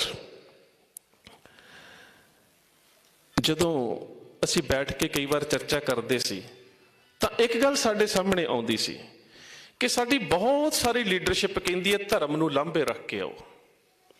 ਸਾਡੀ ਵਿਚਾਰਧਾਰਾ ਇਹ ਸੀ ਕਿ ਕਿਸਾਨ ਦੇ ਜੀਵਨ ਦੇ ਵਿੱਚੋਂ ਧਰਮ ਨੂੰ ਕੱਢਿਆ ਹੀ ਨਹੀਂ ਜਾ ਸਕਦਾ, ਕਿਸਾਨ ਦੇ ਜੀਵਨ ਦੇ ਵਿੱਚੋਂ ਧਰਮ ਨੂੰ ਕੱਢਿਆ ਹੀ ਨਹੀਂ ਜਾ ਸਕਦਾ। ਧਰਮ ਦੇ ਦੋ ਸਭ ਤੋਂ ਵੱਡੇ ਆਸਤਕ ਮਤ ਦੇ ਵਿੱਚ ਧਰਮ ਦੇ ਦੋ ਸਭ ਤੋਂ ਵੱਡੇ ਜਿਹੜੇ ਥੰਮ ਹੁੰਦੇ ਨੇ, ਉਹ ਹੁੰਦੇ ਨੇ ਹੁਕਮ ਤੇ ਰਜ਼ਾ। ਅਸੀਂ ਰੋਜ਼ ਪੜ੍ਹਦੇ ਹਾਂ ਜਪਜੀ ਸਾਹਿਬ ਦੇ ਵਿੱਚ, ਹੁਕਮ ਰਜਾਈ ਚੱਲਣਾ ਨਾਨਕ ਲਿਖਿਆ ਨਾਲ। ਹੁਕਮ ਤੇ ਰਜ਼ਾ, ਤੇ ਕਿਸਾਨ ਤੋਂ ਵੱਧ ਹੁਕਮ ਤੇ ਰਜ਼ਾ 'ਚ ਕੌਣ ਰਹਿੰਦਾ ਹੈ? ਉਹ ਫਸਲ ਦਾਣੇ ਜਿਹੜੇ ਨੇ ਉਹ ਖੇਤ 'ਚ ਖਿਲਾਰ ਕੇ ਆ ਜਾਂਦਾ ਹੈ, ਹੁਕਮ ਦੇ ਵਿੱਚ ਹੈ ਕਿ ਬਾਰਿਸ਼ ਹੋਣੀ ਕਿ ਸੋਕਾ ਪੈਣਾ। ਉਹ ਦਾਣੇ ਪੱਕ ਜਾਂਦੇ ਨੇ, ਉਹ ਢੇਰੀਆਂ ਲਾ ਕੇ ਬੋਲ ਲਾ ਕੇ ਫਿਰ ਘਰ ਆ ਜਾਂਦਾ, ਉਹਨੂੰ ਪਤਾ ਨਹੀਂ ਕਣਕ ਘਰ ਸੁੱਕੀ ਆਉਣੀ ਹੈ ਕਿ ਨਹੀਂ ਆਉਣੀ। ਉਹਦਾ ਤਾਂ ਜੀਵਨ ਹੀ ਹੁਕਮ ਤੇ ਰਜ਼ਾ 'ਚ ਬੀਤਦਾ ਹੈ। ਸੋ ਕਿਸ ਤਰ੍ਹਾਂ ਕੱਢਿਆ ਜਾ ਸਕਦਾ ਹੈ ਕਿਸਾਨ ਦੇ ਜੀਵਨ ਦੇ ਵਿੱਚੋਂ ਧਰਮ? ਨਹੀਂ ਕੱਢਿਆ ਜਾ ਸਕਦਾ। ਹੁਣ ਜਿਹੜੀ ਅਗਲੀ ਗੱਲ ਕਿ ਫਿਰ ਧਰਮ ਕਿਉਂ ਸੰਘਰਸ਼ ਦੇ ਵਿੱਚ, ਜਾਂ ਕਿਸਾਨੀ ਦੀ ਗੱਲ ਜ਼ਮੀਨਾਂ ਨਾਲ ਜੁੜ ਕੇ ਹੁੰਦੀ ਹੈ, ਇਹ ਧਰਮ ਦੇ ਵਿੱਚੋਂ ਜਾਗਰਤ ਹੋਈਆਂ ਜ਼ਮੀਰਾਂ ਦੇ ਨਾਲ ਕਿਵੇਂ ਜੁੜ ਗਈ? ਇਹ ਵੀ ਇਤਿਹਾਸਕ ਵਰਤਾਰਾ ਹੈ, ਇਹ ਵੀ ਸਾਨੂੰ ਇਤਿਹਾਸ ਦੇ ਵਿੱਚੋਂ ਸਮਝਣਾ ਪਵੇਗਾ। ਨਹੀਂ ਸਮਝਾਂਗੇ ਤਾਂ ਆਉਣ ਵਾਲੇ ਸਮੇਂ ਦੇ ਵਿੱਚ ਨੌਜਵਾਨੀ ਨੂੰ ਇਸ ਖਿੱਤੇ, ਇਸ ਜ਼ਮੀਨ ਦੇ ਵਾਸਤੇ ਸੰਘਰਸ਼ ਲਈ ਤਿਆਰ ਨਹੀਂ ਕੀਤਾ ਜਾ ਸਕਦਾ। ਹੁਣ ਤੁਸੀਂ ਇੱਕ ਖਿਆਲ ਕਰੋ, ਭਾਈ ਤਾਰਾ ਸਿੰਘ ਵਾਂ ਸਾਡੇ ਮਾਝੇ ਦਾ ਪਿੰਡ ਹੈ, ਡਲ ਤੇ ਵਾਂ ਪਿੰਡ ਦੋਵੇਂ ਨੇੜੇ ਨੇੜੇ ਨੇ, ਇਸ ਕਰਕੇ ਕਈ ਵਾਰੀ ਇਕੱਠੇ ਅਸੀਂ ਉਹਨਾਂ ਨੂੰ ਡਲ ਵਾਂ ਵੀ ਕਹਿ ਦਿੰਦੇ ਹਾਂ। ਵਾਂ ਪਿੰਡ ਵੱਖਰਾ ਹੈ, ਡਲ ਪਿੰਡ ਵੱਖਰਾ ਹੈ। ਇਹ ਨੌਜਵਾਨ ਜਗਰਾਜ ਸਿੰਘ ਵੀ ਵਾਂ ਪਿੰਡ ਦਾ ਸੀ, ਜਿਸ ਨੇ ਉਸ ਦਿਨ ਲਾਲ ਕਿਲੇ ਦੇ ਇੱਕ ਪੋਲ ਦੇ ਉੱਪਰ ਖਾਲਸਾਈ ਨਿਸ਼ਾਨ ਸਾਹਿਬ ਚਲਾਇਆ ਸੀ। ਜਗਰਾਜ ਸਿੰਘ ਵਾਂ ਪਿੰਡ ਦੇ 18ਵੀਂ ਸਦੀ ਦੇ ਵਿੱਚ ਇੱਕ ਮਸ਼ਹੂਰ ਜਰਨੈਲ ਤੇ ਯੋਧੇ ਹੋਏ ਨੇ ਭਾਈ ਤਾਰਾ ਸਿੰਘ ਵਾਂ। ਭਾਈ ਤਾਰਾ ਸਿੰਘ ਵਾਂ ਦੀ ਜਦੋਂ ਸ਼ਹਾਦਤ ਹੁੰਦੀ ਹੈ ਤਾਂ ਉਸ ਵੇਲੇ ਜਦੋਂ ਉਹ ਸ਼ਹੀਦੀ ਦੇਣ ਦੇ ਵਾਸਤੇ ਤਿਆਰ ਹੋ ਰਹੇ ਨੇ, ਉਹਨਾਂ ਦੇ ਨਾਲ ਬੜੇ ਥੋੜੇ ਸਿੰਘ ਨੇ, ਬਾਕੀ ਸਿੰਘ ਉਹਨਾਂ ਨੇ ਆਪਣੇ ਵਾੜੇ ਚੋਂ ਕੱਢ ਦਿੱਤੇ ਸੀ। ਪਰ ਜਦੋਂ ਉਹ ਸਿੰਘਾਂ ਨੂੰ ਆਖਰੀ ਜੰਗ ਲੜਨ ਦੇ ਵਾਸਤੇ ਸੰਬੋਧਿਤ ਹੋ ਰਹੇ ਹੁੰਦੇ ਨੇ ਨਾ, ਤੇ ਉਹਨਾਂ ਦੇ ਸ਼ਬਦ ਪਤਾ ਕੀ ਨੇ? ਕਹਿੰਦੇ ਕਿ ਦੇਹ ਪਵਿੱਤਰ ਹੋਏ ਸ਼ਸਤਰ ਲਗਾਏ। ਸਿੱਖੋ, ਕੋਸ਼ਿਸ਼ ਕਰਿਓ ਕਿ ਵੱਧ ਤੋਂ ਵੱਧ ਸ਼ਸਤਰ ਤੁਹਾਡੇ ਜਿਸਮ ਦੇ ਉੱਪਰ ਲੜਦਿਆਂ ਲੱਗਣ। ਇਹਦਾ ਮਤਲਬ ਜਿੰਨੇ ਵਾਰ ਤੁਹਾਡੇ ਹੋਣਗੇ ਤੁਸੀਂ ਜ਼ਿਆਦਾ ਸਮਾਂ ਲੜੇ ਹੋ, ਤੇ ਜਿੰਨੇ ਵਾਰ ਤੁਹਾਡੇ ਤੇ ਲੱਗਣਗੇ ਤੇ ਤੁਹਾਡੇ ਜਿਸਮ ਤੋਂ ਖੂਨ ਨਿਕਲੇਗਾ, ਸਮਝਿਓ ਤੁਹਾਡਾ ਜਿਸਮ ਪਵਿੱਤਰ ਹੋ ਰਿਹਾ। ਦੇਹ ਪਵਿੱਤਰ ਹੋਏ ਸ਼ਸਤਰ ਲਗਾਏ। ਹੁਣ ਇੰਨੀ ਵੱਡੀ ਜੰਗ, ਜਿਸ ਜੰਗ ਨੇ ਸਿੱਖਾਂ ਦਾ ਉਸ ਸਮੇਂ ਦੇ ਵਿੱਚ ਇੱਕ ਮਾਹੌਲ ਹੀ ਬਦਲ ਦਿੱਤਾ। ਹੁਣ ਤੁਸੀਂ ਕਹੋਗੇ ਮਾਹੌਲ ਕਿਵੇਂ ਬਦਲਿਆ ਗਿਆ? 1712 ਤੋਂ ਲੈ ਕੇ 1716 ਜੂਨ ਬਾਬਾ ਬੰਦਾ ਸਿੰਘ ਬਹਾਦਰ ਦੀ ਸ਼ਹਾਦਤ ਤੱਕ 9 ਵਾਰ ਸਰਕਾਰੀ ਤੌਰ ਤੇ ਇਹ ਹੁਕਮ ਜਾਰੀ ਹੋਇਆ, ਨਾਨਕ ਪ੍ਰਸਤਾਂ ਬਾ ਬੇਅੰਤ ਬਾ ਕਤਲ ਰਸਾਨੰਦ। ਜਿੱਥੇ ਵੀ ਗੁਰੂ ਨਾਨਕ ਨੂੰ ਮੰਨਣ ਵਾਲਾ ਸਿੱਖ ਮਿਲਦਾ ਹੈ, ਉਹਦਾ ਸਿਰ ਵੱਢ ਕੇ ਲਿਆਂਦਾ ਜਾਵੇ ਤੇ ਇਨਾਮ ਲਿਆ ਜਾਵੇ। ਜਨਤਕ ਤੌਰ ਦੇ ਉੱਪਰ ਜਿਸ ਕੌਮ ਦੇ ਕਤਲੇਆਮ ਕਰਨ ਦੇ ਜਨਤਕ ਐਲਾਨ ਹੋ ਚੁੱਕੇ ਹੋਣ, ਜਿਸ ਕੌਮ ਦਾ ਆਗੂ ਆਪਣੇ ਵੱਡੇ 25 ਜਰਨੈਲਾਂ ਦੇ ਨਾਲ ਜੂਨ 1716 ਦੇ ਵਿੱਚ ਦਿੱਲੀ ਦੇ ਵਿੱਚ ਸ਼ਹੀਦ ਕੀਤਾ ਜਾ ਚੁੱਕਾ ਹੋਵੇ, ਜਿਸ ਕੌਮ ਦਾ ਇੱਕ ਜੁਝਾਰੂ ਅੰਸ਼ ਦਿੱਲੀ ਕੋਤਵਾਲੀ ਦੇ ਵਿੱਚ ਸਰਬਰਾ ਖਾਨ ਕੋਤਵਾਲ ਦੇ ਕੋਲੋਂ ਸ਼ਹੀਦ ਕੀਤਾ ਜਾ ਚੁੱਕਾ ਹੋਵੇ, ਉਸ ਕੌਮ ਦੇ ਵਿੱਚ 10 ਸਾਲਾਂ ਦੇ ਵਿੱਚ ਇੰਨੀ ਦ੍ਰਿੜਤਾ ਕਿਵੇਂ ਆ ਗਈ ਕਿ ਦਸੰਬਰ 1726 ਨੂੰ ਪਹਿਲਾ ਸਰਬੱਤ ਖਾਲਸਾ ਕਰਦੇ ਨੇ ਸਿੱਖ। ਉਸ ਸਰਬੱਤ ਖਾਲਸੇ ਦੇ ਵਿੱਚ ਫੈਸਲੇ ਲਏ ਜਾਂਦੇ ਨੇ। ਪਹਿਲਾ ਫੈਸਲਾ, ਸਰਕਾਰੀ ਖਜ਼ਾਨਾ ਲੁੱਟਿਆ ਜਾਵੇਗਾ। ਦੂਸਰਾ ਫੈਸਲਾ, ਸਰਕਾਰੀ ਤਬੇਲੇ ਤੇ ਹਥਿਆਰ ਲੁੱਟੇ ਜਾਣਗੇ। ਤੀਸਰਾ ਫੈਸਲਾ ਕਿ ਮੁਖਬਰ ਸੋਧੇ ਜਾਣਗੇ। ਇਹ ਉਸ ਸਰਬੱਤ ਖਾਲਸੇ ਦੇ 3 ਫੈਸਲੇ ਨੇ। ਹੁਣ ਤੁਸੀਂ ਇੱਕ ਗੱਲ ਵੇਖੋ ਕਿ 10 ਸਾਲਾਂ ਦੇ ਸਮੇਂ ਦੇ ਵਿੱਚ ਜਦੋਂ ਜਨਤਕ ਤੌਰ ਤੇ ਸਿੱਖਾਂ ਦੇ ਕਤਲੇਆਮ ਦੇ ਹੁਕਮ ਜਾਰੀ ਹੋ ਚੁੱਕੇ ਨੇ, ਔਰ ਇਹਨਾਂ 10 ਸਾਲਾਂ ਦੇ ਵਿੱਚ ਕੌਮ ਦੇ ਜਰਨੈਲਾਂ ਦੇ ਵਿੱਚ ਦ੍ਰਿੜਤਾ ਕਿਵੇਂ ਦੀ ਹੋਵੇਗੀ ਕਿ ਉਹ ਸਰਬੱਤ ਖਾਲਸਾ ਕਰਕੇ ਉਸ ਵੇਲੇ ਦੀ ਕਾਬਜ਼ ਹੋਈ ਹਕੂਮਤ ਨੂੰ ਵੰਗਾਰ ਦਿੰਦੇ ਨੇ। ਪਰ ਇੱਥੇ ਸਮਝਣ ਵਾਲੀ ਗੱਲ ਇਹ ਹੈ ਕਿ ਇਹ ਚਾਹੇ ਜੰਗ ਹੋਈ ਵਾਂ ਪਿੰਡ ਦੀ ਜਾਂ ਫਿਰ ਸਰਬੱਤ ਖਾਲਸਾ ਹੋਇਆ, ਇਹ ਜੰਗ ਸ਼ੁਰੂ ਕਿੱਥੋਂ ਹੋਈ? ਇਹਦੇ ਸ਼ੁਰੂ ਹੋਣ ਦਾ ਕਾਰਨ ਧਾਰਮਿਕ ਨਹੀਂ ਸੀ। ਇਹਦੇ ਸ਼ੁਰੂ ਹੋਣ ਦਾ ਕਾਰਨ ਸੀ ਕਿ ਨੌਸ਼ਹਿਰੇ ਦੇ ਚੌਧਰੀ ਹਰਸਹਾਏ ਨੇ ਆਪਣੀ ਚੌਧਰ ਦੇ ਅਹੰਕਾਰ ਦੇ ਵਿੱਚ ਆ ਕੇ ਸਿੱਖਾਂ ਦੀਆਂ ਫਸਲਾਂ ਉਜਾੜ ਦਿੱਤੀਆਂ ਸੀ। ਮੂਲ ਕਾਰਨ ਤਾਂ ਇਹ ਸੀ ਨਾ। ਇਹਦਾ ਮਤਲਬ ਹੀ ਕੀ ਹੋਇਆ ਕਿ ਜਦੋਂ ਵੀ ਦੁਸ਼ਮਣ ਤੁਹਾਡੀ ਜ਼ਮੀਨ ਤੇ ਹਮਲਾ ਕਰੇਗਾ, ਜੇਕਰ ਤੁਹਾਡੀ ਜ਼ਮੀਰ ਨਹੀਂ ਜਾਗਦੀ, ਤੁਸੀਂ ਆਪਣੀ ਜ਼ਮੀਨ ਨਹੀਂ ਬਚਾ ਸਕਦੇ। ਤੇ ਜਿੰਨਾ ਚਿਰ ਤੱਕ ਤੁਹਾਡੇ ਕੋਲ ਆਹ ਗੱਲ ਨਹੀਂ ਹੈਗੀ ਨਾ ਕਿ ਜੇ ਜੀਵੇ ਪਤ ਲੱਥੀ ਜਾਏ ਸਭ ਹਰਾਮ, ਉਹਨਾਂ ਚਿਰ ਜ਼ਮੀਰ ਨਹੀਂ ਜੇ ਜਾਗਦੀ। ਜ਼ਮੀਨ ਨੂੰ ਬਚਾਉਣ ਦੇ ਵਾਸਤੇ ਜ਼ਮੀਰ ਦਾ ਜਾਗਣਾ ਬਹੁਤ ਜ਼ਰੂਰੀ ਹੈ। ਜਿੰਨਾ ਚਿਰ ਗੁਰੂ ਸਾਹਿਬ ਦੀ ਬਖਸ਼ੀ ਹੋਈ ਇਹ ਰੌਸ਼ਨੀ, ਇਹ ਵਿਚਾਰਧਾਰਾ, ਇਹ ਪ੍ਰਕਾਸ਼ ਸਾਡੇ ਜੀਵਨ ਦੇ ਵਿੱਚ ਨਹੀਂ ਹੈ, ਉਹਨਾਂ ਚਿਰ ਫਿਰ ਜ਼ਮੀਰ ਜਾਗਦੀ ਨਹੀਂ। ਗੱਲਾਂ ਨੇ, ਜਿੰਨੀਆਂ ਮਰਜ਼ੀ ਕਿਤਾਬਾਂ ਅਸੀਂ ਵੀ ਬਹੁਤ ਪੜ੍ਹਦੇ ਹਾਂ, ਕਰੀ ਜਾਈਏ, ਮੈਂ ਗੱਲਾਂ ਕਰੀ ਜਾਊਂਗਾ, ਤੁਸੀਂ ਸੁਣੀ ਜਾਓਗੇ। ਪਰ ਆ ਜਾ ਕੇ ਜਦੋਂ ਅਸੀਂ ਇਸ ਰੂਹਾਨੀਅਤ ਦੇ ਵਰਤਾਰੇ ਨੂੰ ਸਮਝਣਾ ਹੈ, ਤੇ ਜਿੰਨਾ ਚਿਰ ਤੱਕ ਸਾਡੀ ਮਾਨਸਿਕਤਾ ਗੁਰੂ ਬਾਬੇ ਦੀ ਬਾਣੀ ਦੇ ਨਾਲ ਨਹੀਂ ਜੁੜਦੀ, ਮਤ ਸਮਝੀਏ ਕਿ ਕੋਈ ਲੰਬੇ ਸਮੇਂ ਦੇ ਵਾਸਤੇ ਸੰਘਰਸ਼ ਲੜਿਆ ਜਾ ਸਕਦਾ ਜਾਂ ਪ੍ਰਾਪਤੀ ਹੋ ਸਕਦੀ ਹੈ, ਉਹ ਗੁਰੂ ਪਾਤਸ਼ਾਹ ਦੀ ਬਖਸ਼ਿਸ਼ ਤੋਂ ਬਿਨਾਂ ਨਹੀਂ ਹੋ ਸਕਦੀ। ਮੈਂ ਆਰੰਭ ਦੇ ਵਿੱਚ ਕਿਹਾ ਸੀ ਕਿ ਦੀਪ ਬਾਰ-ਬਾਰ ਜਦੋਂ ਇਹ ਗੱਲ ਕਰਦਾ ਹੈ ਕਿ ਕਲਾ ਵਰਤ ਗਈ, ਤੇ ਅੱਜ ਇਹ ਵਰਤਾਰਾ ਉਹਦੇ ਵਿੱਚ ਇੱਕ ਝਲਕਾਰਾ ਲੱਗਦਾ ਸਾਨੂੰ ਦੀਪ। ਤੇ ਜਦੋਂ ਕਲਾ ਵਰਤਨ ਦੀ ਗੱਲ ਕਰਦੇ ਸੀ ਨਾ, ਸਾਨੂੰ ਮਜ਼ਾਕ ਕੀਤੇ ਜਾਂਦੇ ਸੀ। ਉਹਦਾ ਕਾਰਨ ਪਤਾ ਕੀ ਸੀ? ਜਿਹੜੇ ਲੋਕ ਕਲਾ ਨੂੰ ਨਹੀਂ ਸਮਝਦੇ, ਉਹ ਕਲਾ ਨੂੰ ਕਰਾਮਾਤ ਦੇ ਵਿੱਚ ਪਰਿਭਾਸ਼ਿਤ ਕਰ ਰਹੇ ਸੀ, ਜਦੋਂ ਕਿ ਕਲਾ ਦੇ ਵਿੱਚ ਤੇ ਕਰਾਮਾਤ ਦੇ ਵਿੱਚ ਬਹੁਤ ਅੰਤਰ ਹੈ। ਉਹ ਕਲਾ ਨੂੰ ਕਰਾਮਾਤ ਦੇ ਰੂਪ ਚ ਪਰਿਭਾਸ਼ਿਤ ਕਰਦੇ ਸੀ। ਤੁਸੀਂ ਰੋਜ਼ ਗੁਰੂ ਸਾਹਿਬ ਦੇ ਹਜ਼ੂਰੀ ਚ ਖੜੇ ਹੁੰਦੇ ਹੋ ਜੀ, ਤੇ ਅਰਦਾਸ ਤੋਂ ਬਾਅਦ ਤੁਸੀਂ ਕੀ ਕਹਿੰਦੇ ਆ? ਨਾਨਕ ਨਾਮ ਚੜ੍ਹਦੀ ਕਲਾ ਤੇਰੇ ਭਾਣੇ ਸਰਬੱਤ ਦਾ ਭਲਾ। ਕਹਿਣਾ ਕਿੰਨਾ ਸੌਖਾ ਹੈ, ਇਹ ਗੱਲ ਕਹਿਣੀ ਕਿੰਨੀ ਸੌਖੀ ਹੈ, ਨਾਨਕ ਨਾਮ ਚੜ੍ਹਦੀ ਕਲਾ ਤੇਰੇ ਭਾਣੇ। ਪਰ ਇਹਨਾਂ 4 ਸੰਕਲਪਾਂ ਦੇ ਵਿੱਚ ਸਿੱਖ ਦੇ ਜੀਵਨ ਦਾ ਸਭ ਤੋਂ ਵੱਡਾ ਸੰਘਰਸ਼ੀਲ ਫਲਸਫਾ ਪਿਆ ਹੈ। ਸਭ ਤੋਂ ਵੱਡਾ 4 ਚੀਜ਼ਾਂ ਨੇ, ਨਾਮ, ਚੜ੍ਹਦੀ ਕਲਾ, ਭਾਣਾ ਤੇ ਸਰਬੱਤ ਦਾ ਭਲਾ। ਇਹਨਾਂ 2 ਪੰਕਤੀਆਂ ਦੇ ਵਿੱਚ ਆਏ ਇਹਨਾਂ 4 ਸੰਕਲਪਾਂ ਨੂੰ ਤੁਸੀਂ ਤੋੜ ਕੇ ਨਹੀਂ ਵੇਖ ਸਕਦੇ। ਜਿੰਨਾ ਚਿਰ ਤੁਹਾਡੇ ਕੋਲ ਨਾਮ ਨਹੀਂ ਹੈ, ਉਹਨਾਂ ਚਿਰ ਚੜ੍ਹਦੀ ਕਲਾ ਨਹੀਂ ਹੋ ਸਕਦੀ। ਜਿੰਨਾ ਚਿਰ ਤੁਹਾਡੇ ਕੋਲ ਚੜ੍ਹਦੀ ਕਲਾ ਨਹੀਂ ਹੈ, ਤੁਸੀਂ ਭਾਣਾ ਨਹੀਂ ਮੰਨ ਸਕਦੇ। ਤੇ ਜੇਕਰ ਤੁਹਾਡੇ ਕੋਲ ਭਾਣਾ ਮੰਨਣ ਦੀ ਸਮਰੱਥਾ ਨਹੀਂ ਹੈ, ਤੁਸੀਂ ਕਦੀ ਵੀ ਸਰਬੱਤ ਦਾ ਭਲਾ ਨਹੀਂ ਕਰ ਸਕਦੇ। ਇਹਨਾਂ 4 ਚੀਜ਼ਾਂ ਨੂੰ ਤੋੜ ਕੇ ਨਹੀਂ ਵੇਖਿਆ ਜਾ ਸਕਦਾ। ਸੋ ਕਲਾ ਦਾ ਜਦੋਂ ਅਸੀਂ ਕਹਿੰਦੇ ਨਾਨਕ ਨਾਮ ਚੜ੍ਹਦੀ ਕਲਾ, ਚੜ੍ਹਦੀ ਕਲਾ ਕੀ ਹੈ? ਹਾਈ ਸਪਿਰਿਟਸ, ਆਤਮਿਕ ਤੌਰ ਤੇ ਬਲਵਾਨ ਹੋਣਾ। ਇਸ ਨੂੰ ਡਿਫਾਈਨ ਕਰਦੇ ਆ ਸਰਦਾਰ ਪੂਰਨ ਸਿੰਘ, ਜਿਹੜੇ ਪੰਜਾਬੀ ਦੇ ਬੜੇ ਸਾਡੇ ਪਿਆਰੇ ਲੇਖਕ ਤੇ ਕਵੀ ਨੇ। ਪਤਾ ਕੀ ਕਹਿੰਦੇ? ਉਹ ਕਹਿੰਦੇ ਸਿੱਖੀ ਹੈ ਬਲਵਾਨ ਕਰਨਾ ਸੁਰਤ ਨੂੰ, ਚੜ੍ਹਦੀ ਕਲਾ ਨਿਵਾਸ ਸਾਧ ਹੀ ਰੱਖਣਾ। ਹੁਣ ਕਲਾ ਹੈ ਕੀ ਹੈ? ਕਲਾ ਇਹੀ ਹੈ ਕਿ ਇੱਕ ਬੰਦਾ ਜਦੋਂ ਹਾਇਰ ਸਪਿਰਿਟਸ ਦੇ ਨਾਲ ਉਸ ਆਤਮਿਕ ਆਨੰਦ ਤੇ ਰੂਹਾਨੀਅਤ ਦੇ ਵਿੱਚੋਂ ਗੁਰਮਤ ਵਰਤਾਰੇ ਦਾ ਝਲਕਾਰਾ ਤੁਹਾਨੂੰ ਵਿਖਾਉਂਦਾ, ਤੇ ਬਹੁਤ ਲੋਕਾਂ ਦੇ ਵਿੱਚ ਜਦੋਂ ਉਹ ਝਲਕਾਰਾ ਪ੍ਰਗਟ ਹੁੰਦਾ, ਤਾਂ ਇਹੀ ਤਾਂ ਕਲਾ ਵਰਤਣੀ ਹੈ। ਹੋਰ ਕੋਈ ਕਰਾਮਾਤ ਨਹੀਂ ਹੈ, ਕੋਈ ਜਾਦੂ ਨਹੀਂ ਹੈ। ਇਹੀ ਕਲਾ ਵਰਤਣੀ ਹੈ ਕਿ ਜਦੋਂ ਕੋਈ ਮਨੁੱਖ ਗੁਰਮਤ ਦੀ ਰੌਸ਼ਨੀ ਦੇ ਵਿੱਚੋਂ ਤੁਹਾਨੂੰ ਹਲੂਣ ਕੇ ਰੱਖ ਦਿੰਦਾ। ਔਰ ਇਹ ਕਲਾ ਹੀ ਵਰਤਦੀ ਤੁਸੀਂ ਵੇਖੀ ਹੈ ਨਾ, ਦੀਪ ਦੇ ਅੰਤਮ ਸੰਸਕਾਰ ਦੇ ਉੱਪਰ ਤੇ ਅੰਤਮ ਅਰਦਾਸ ਦੇ ਉੱਪਰ।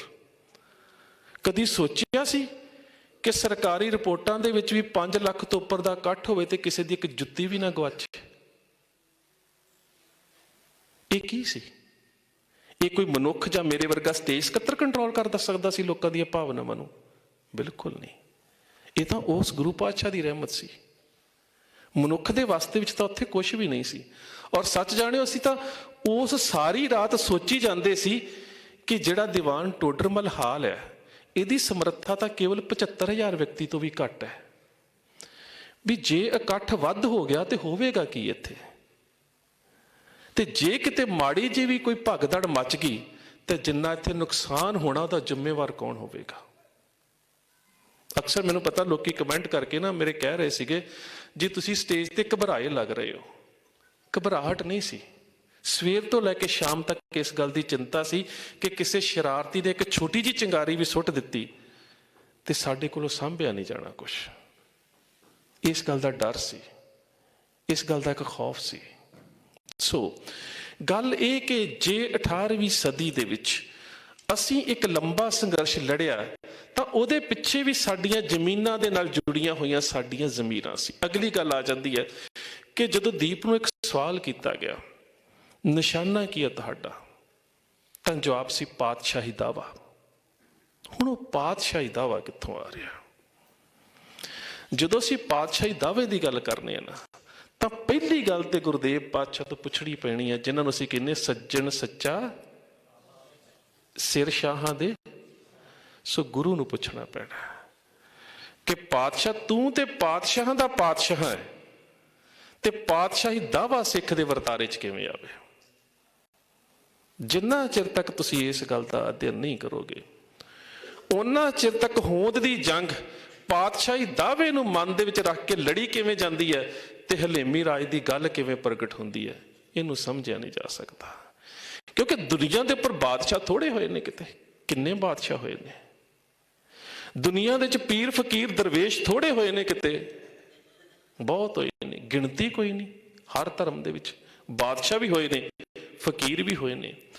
पर जदों असीं गुरु गोबिंद सिंह महाराज की शख्सियत नूं सामने रख के नंद लाल की कह रहा है, जदों उहनूं वेखदे हैं ना, जदों ओह कहंदा हक हक आदेश गुरु गोबिंद सिंह बादशाह दरवेश गुरु गोबिंद सिंह, फिर गल आ जाती है कि इंपीरियलिज्म ते स्पिरिचुअलिटी ये कित्थे इकट्ठी हो रही है।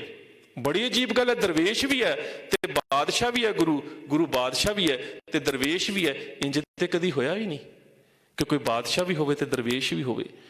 हुण ये जिहड़ी बादशाहत दे विच दरवेश की है ये आ कित्थों रही है? इस गुरु बाबे चों। जदों गुरु नानक साहबान नूं भट्ट साहबान कहंदे ने कब कलस जस गावो गुरु नानक राज जोग जन मान्यो। राज ते जोग ते राज ते जोग दा प्रतख वरतारा की है? आ तुसीं बैठे हो। होरनां धर्मां दे अपने अपने ग्रंथ ने, मुकद्दस कुरान शरीफ है, बाइबल है, तौरेत है, बहुत सारे धर्म, बहुत सारे छोटे छोटे कबाइले, सारिਆਂ ਦੇ ਆਪੋ ਆਪਣੇ धर्म ने। पर आ वरतारा तुसीं किते वेख्या कि रूहानीयत दा गुरु होवे? गुरु रूहानीयत दा ना, गुरु आत्मक है ना, गुरु शब्द है। पर शब्द गुरु दा प्रतख झलकारा की है? वड्डा तेरा दरबार सच्चा तुद सिर शाह पातशाह निहचल चवर छत। आ दरबार लगा के बहना, तखत होना, उपर चंदोआ होना, चौर हो रहा होना, ये तो सारियां बादशाह दी निशानियां ने। ये तो सारी बादशाहत है। स्पिरिचुअलिटी आत्मिक रूहानियत शब्द दे विच है, पर जो तुहानूं दिस रहा है ये तो सारी बादशाहत है। ये तो मतलब साडा गुरु पातशाह दा पातशाह है। ते जिस कौम दा गुरु पातशाह दा पातशाह है ਉਹਦੇ ਚ ਪਾਤਸ਼ਾਹੀ ਦਾਵਾ क्यों नहीं होवेगा? ਉਹਦੇ ਚ ਪਾਤਸ਼ਾਹੀ ਦਾਵਾ ਹੋਵੇਗਾ। क्यों? मेरे गुरु ने क्या पर सुपने सुख नाही, मेरे गुरु ने क्या सब सखाली उठियां हुआ हले भी राज जियो। ਸੋ ਜਦੋਂ ਪਾਤਸ਼ਾਹੀ ਦਾਅਵੇ ਦੀ ਗੱਲ ਆਉਂਦੀ ਹੈ ਤੇ 18ਵੀਂ ਸਦੀ ਦੇ ਵਰਤਾਰਿਆਂ ਦੇ ਵਿੱਚੋਂ ਤੁਹਾਨੂੰ ਇਸ ਨੂੰ ਸਮਝਣਾ ਪੈਣਾ।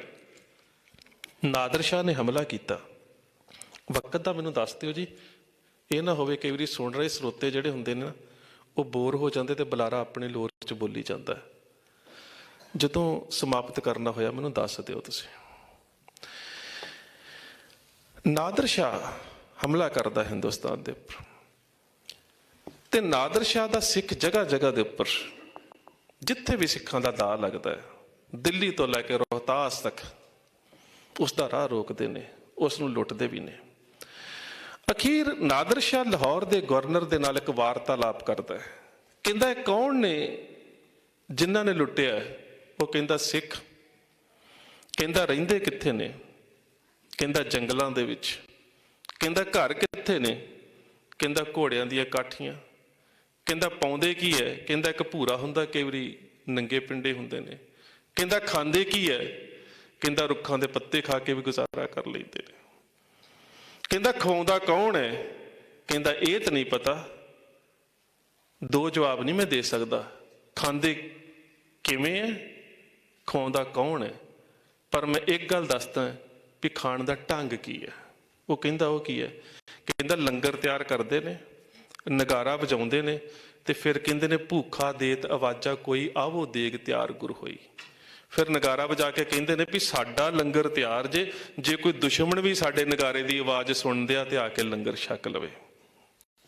ਬੜੀ ਅਜੀਬ ਗੱਲ ਹੈ। ਕਹਿੰਦਾ ਜੇ ਦੁਸ਼ਮਣ ਆ ਜਾਵੇ ਲੰਗਰ ਛਕਣਾ ਹੈ। ਕਹਿੰਦਾ ਆ ਜਾਵੇ ਹੱਥ ਨਹੀਂ ਚੁੱਕਦੇ ਉੱਤੇ। ਕਹਿੰਦਾ ਜੇ ਦੁਸ਼ਮਣ ਸਾਰਾ ਹੀ ਖਾ ਜਾਵੇ ਇਹਨਾਂ ਜੋਗਾ ਬਚੇ ਨਾ, ਕਹਿੰਦਾ ਤਾਂ ਵੀ ਮਨ ਦੇ ਵਿੱਚ ਰੰਜ ਨਹੀਂ ਕਰਦੇ। ਕਹਿੰਦਾ ਦੁਸ਼ਮਣ ਨੂੰ ਛਕਾ ਕੇ ਆਪ ਭੁੱਖੇ ਪੇਟ ਗੁਰੂ ਦੇ ਅੱਗੇ ਅਰਦਾਸ ਕਹਿੰਦੇ ਨੇ, ਬੱਚੇ ਤੋਂ ਦਾਨਾ ਆਪ ਖਲੇ ਹੈ ਨਹੀਂ ਤੋਂ ਲੰਗਰ ਮਸਤ ਬੱਤੇ ਹੈ। ਪਾਤਸ਼ਾਹ ਲੰਗਰ ਮਸਤਾਨਾ ਹੋ ਗਿਆ, ਸਾਨੂੰ ਭੁੱਖ ਦਾ ਹੀ ਬਹਾਨਾ ਮੰਨਣਾ ਪੈਣਾ। ਫਿਰ ਉਹਨੇ ਪਤਾ ਕੀ ਕਿਹਾ? ਕਹਿੰਦਾ ਅਜ਼ੀਂ ਕੌਮ ਬੂ ਬਾਦਸ਼ਾਹੀਏ ਆਮਦ। ਇਹ ਤੁਹਾਡਾ ਪਾਤਸ਼ਾਹੀ ਦਾ ਵਾ। ਕਹਿੰਦਾ ਜੇ ਸਿੱਖਾਂ ਦੇ ਵਿੱਚ ਇੰਨੇ ਗੁਣ ਨੇ ਤੇ ਇਹਨਾਂ ਦੇ ਵਿੱਚੋਂ, ਇਹ ਨਾਦਰ ਸ਼ਾਹ ਕਹਿ ਰਿਹਾ ਹੈ, ਫਿਰ ਇਹਨਾਂ ਦੇ ਵਿੱਚੋਂ ਬਾਦਸ਼ਾਹ ਦਾ ਦਾਵਾ ਖਤਮ ਨਹੀਂ ਕੀਤਾ ਜਾ ਸਕਦਾ। ਅਜ਼ੀਂ ਕੌਮ ਕਹਿੰਦਾ ਫਿਰ ਤੇ ਹਮੇਸ਼ਾ ਇਹਨਾਂ ਦੇ ਜਿਸਮ ਦੇ ਵਿੱਚੋਂ ਨਾ ਬਾਦਸ਼ਾਹੀ ਦਾਵੇ ਦੀ ਬੋ ਆਵੇਗੀ। ਅਜ਼ੀਂ ਕੌਮ ਬੂ ਬਾਦਸ਼ਾਹੀਏ ਆਮਦ, ਫਿਰ ਤਾਂ ਹਮੇਸ਼ਾ ਹੀ ਆਵੇਗੀ। ਉਹਨੇ ਜ਼ਕਰੀਆ ਖਾਨ ਨੂੰ ਕਿਹਾ ਇਹ ਨਹੀਂ ਉਹ ਹਰਾਏ ਜਾਣੇ, ਇਹ ਨਹੀਂ ਉਹ ਖਤਮ ਹੋਣੇ, ਕਿਸੇ ਤਰ੍ਹਾਂ ਪਿਆਰ ਦੇ ਨਾਲ ਵੱਸ 'ਚ ਕਰ ਲਾ। ਤੇ ਜ਼ਕਰੀਆ ਖਾਨ ਨੇ ਜੰਬਰ ਪਿੰਡ ਦੇ ਰਾਏ ਭਾਗੂ ਜਿਹੜੇ ਤੀਸਰੇ ਪਾਤਸ਼ਾਹ ਦੇ ਸਮੇਂ ਸਿੱਖੀ 'ਚ ਆਏ ਸੀ, ਉਹਨਾਂ ਦੇ ਪਰਿਵਾਰ ਦੇ ਵਿੱਚੋਂ ਭਾਈ ਸ਼ਬੇਕ ਸਿੰਘ ਨੂੰ ਨਵਾਬੀ ਦੀ ਖਿੱਲਤ ਦੇ ਕੇ ਭੇਜ ਦਿੱਤਾ ਖਾਲਸੇ ਦੇ ਕੋਲ। ਹੁਣ ਇੱਥੇ ਅਸੀਂ ਪਾਤਸ਼ਾਹੀ ਦਾਵਾ ਸਮਝਣਾ। ਜੇਕਰ ਤੁਸੀਂ ਇਸ ਵਰਤਾਰੇ ਨੂੰ ਸਮਝ ਜਾਓਗੇ ਨਾ ਤੇ ਮੈਂ ਸਮਝੂੰਗਾ ਕਿ ਜਿਹੜੇ ਪਾਤਸ਼ਾਹੀ ਦਾਅਵੇ ਦੀ ਗੱਲ ਦੀਪ ਕਰਦਾ ਸੀ ਅੱਜ ਅਸੀਂ ਸਮਝ ਗਏ। ਕਿਉਂਕਿ ਗੱਲ ਸਭ ਤੋਂ ਪਹਿਲਾਂ ਇੱਥੇ ਆਉਂਦੀ, ਪਾਤਸ਼ਾਹੀ ਦਾਅਵਾ। ਉਹ ਕਹਿੰਦਾ ਕਿ ਇਹਨਾਂ ਨੂੰ ਪੇਸ਼ਕਸ਼ ਕਰੋ। ਦਿਪਾਲਪੁਰ, ਝਬਾਲ ਤੇ ਕੰਗਨਵਾਲ, 3 ਪਿੰਡਾਂ ਦੀ ਜ਼ਗੀਰ, 1 ਲੱਖ ਰੁਪਈਆ ਨਗਦ, 1 ਕਲਗੀ ਤੇ ਜ਼ਿਗਾ, 1 ਮੋਤੀਆਂ ਦੀ ਮਾਲਾ, ਸੋਨੇ ਦੇ ਕੰਗਣਾਂ ਦੀ ਜੋੜੀ ਤੇ 1 ਕਿਰਪਾਨ ਲੈ ਕੇ ਸਰਦਾਰ ਸ਼ਬੇਕ ਸਿੰਘ ਖਾਲਸੇ ਦੇ ਕੋਲ ਆਉਂਦੇ ਨੇ। ਖਾਲਸੇ ਦੇ ਉਸ ਵੇਲੇ ਜਥੇਦਾਰ ਨੇ ਸਰਦਾਰ ਦਰਬਾਰਾ ਸਿੰਘ। 1733 ਦੀ ਘਟਨਾ ਅਪ੍ਰੈਲ ਦੀ। ਕੇਵਲ ਤੇ ਕੇਵਲ 1716 ਤੋਂ ਬਾਅਦ 1733, ਤੁਸੀਂ ਆਪ ਵੇਖ ਲਓ, 17 ਸਾਲ ਦਾ ਸਮਾਂ। ਕਿੱਥੇ ਸਿਰਾਂ ਦੇ ਮੁੱਲ ਪੈ ਰਹੇ ਸੀ, ਕਿੱਥੇ ਨਵਾਬੀ ਆ ਰਹੀ ਹੈ। ਕਿੱਥੇ ਸਿਰਾਂ ਦੇ ਮੁੱਲ, ਕਿੱਥੇ ਨਵਾਬੀ, ਫਰਕ ਕਿੰਨਾ ਹੈ। ਸਰਦਾਰ ਸ਼ਬੇਕ ਸਿੰਘ ਜਦੋਂ ਇਹ ਸਭ ਕੁਝ ਲੈ ਕੇ ਆਏ, ਉਹੀ ਸ਼ਬੇਕ ਸਿੰਘ ਜਿਨ੍ਹਾਂ ਨੂੰ ਬਾਅਦ ਦੇ ਵਿੱਚ ਉਹਨਾਂ ਦੇ ਪੁੱਤਰ ਸ਼ਾਹਬਾਜ਼ ਸਿੰਘ ਦੇ ਨਾਲ ਚੱਖੜੀ ਤੇ ਚੜ੍ਹ ਕੇ ਸ਼ਹੀਦ ਕਰ ਦਿੱਤਾ ਜਾਂਦਾ ਹੈ। ਉਹ ਸਰਕਾਰੀ ਵਕੀਲ ਸਨ, ਠੇਕੇਦਾਰ ਵੀ ਸਨ, ਬਹੁਤ ਜ਼ਿਆਦਾ ਉਸ ਸਮੇਂ ਦੇ ਆਲਮ ਫਾਜ਼ਮ ਤੇ ਪੜ੍ਹੇ ਲਿਖੇ ਵਿਦਵਾਨ ਵੀ ਸਨ। ਜੰਬਰ ਪਿੰਡ ਦਾ ਰਹਿਣ ਵਾਲਾ ਇਹ ਪਰਿਵਾਰ ਸੀ ਲਾਹੌਰ ਦੇ ਕੋਲ। ਜਦੋਂ ਨਵਾਬੀ ਲੈ ਕੇ ਆਏ ਤਾਂ ਕੁਦਰਤਨ ਉੱਥੇ 3 ਚੀਜ਼ਾਂ ਧਿਆਨ 'ਚ ਰੱਖਿਓ ਇਸ ਦਰਬਾਰ ਦੇ ਵਿੱਚ, ਇਹਨੂੰ ਸਮਝਣ ਦਾ ਯਤਨ ਕਰਿਓ। ਪਾਤਸ਼ਾਹੀ ਦਾਵਾ ਕੀ ਹੁੰਦਾ ਹੈ? ਉਹ ਬਹੁਤ ਉੱਚਾ ਹੁੰਦਾ ਹੈ, ਬਹੁਤ ਉੱਚਾ, ਕਿਉਂਕਿ ਉਹ ਤੁਹਾਡੇ ਰੂਹਾਨੀਅਤ ਦੇ ਫਲਸਫੇ 'ਚੋਂ ਆ ਰਿਹਾ ਹੁੰਦਾ। ਉਹ ਦੁਨਿਆਵੀ ਤੌਰ ਤੇ ਨਹੀਂ ਹੁੰਦਾ, ਉਹ ਤੁਹਾਡੇ ਰੂਹਾਨੀਅਤ ਦੇ ਫਲਸਫੇ 'ਚੋਂ ਆ ਰਿਹਾ ਹੁੰਦਾ। ਉਹਨੂੰ ਅਸੀਂ ਅਬਚਲ ਨਗਰ ਕਹਿ ਲਈਏ, ਉਸ ਨੂੰ ਬੇਗਮਪੁਰਾ ਕਹਿ ਲਈਏ, ਉਸ ਨੂੰ ਹਲੇਮੀ ਰਾਜ ਕਹਿ ਲਈਏ, ਉਸ ਨੂੰ ਰਾਜ ਕਰੇਗਾ ਖਾਲਸਾ ਕਹਿ ਲਈਏ, ਪਰ ਉਹ ਕਿੱਥੋਂ ਆ ਰਿਹਾ ਹੁੰਦਾ ਹੈ, ਤੁਸੀਂ ਇਸ ਗੱਲ ਨੂੰ ਸਮਝਣਾ ਹੈ।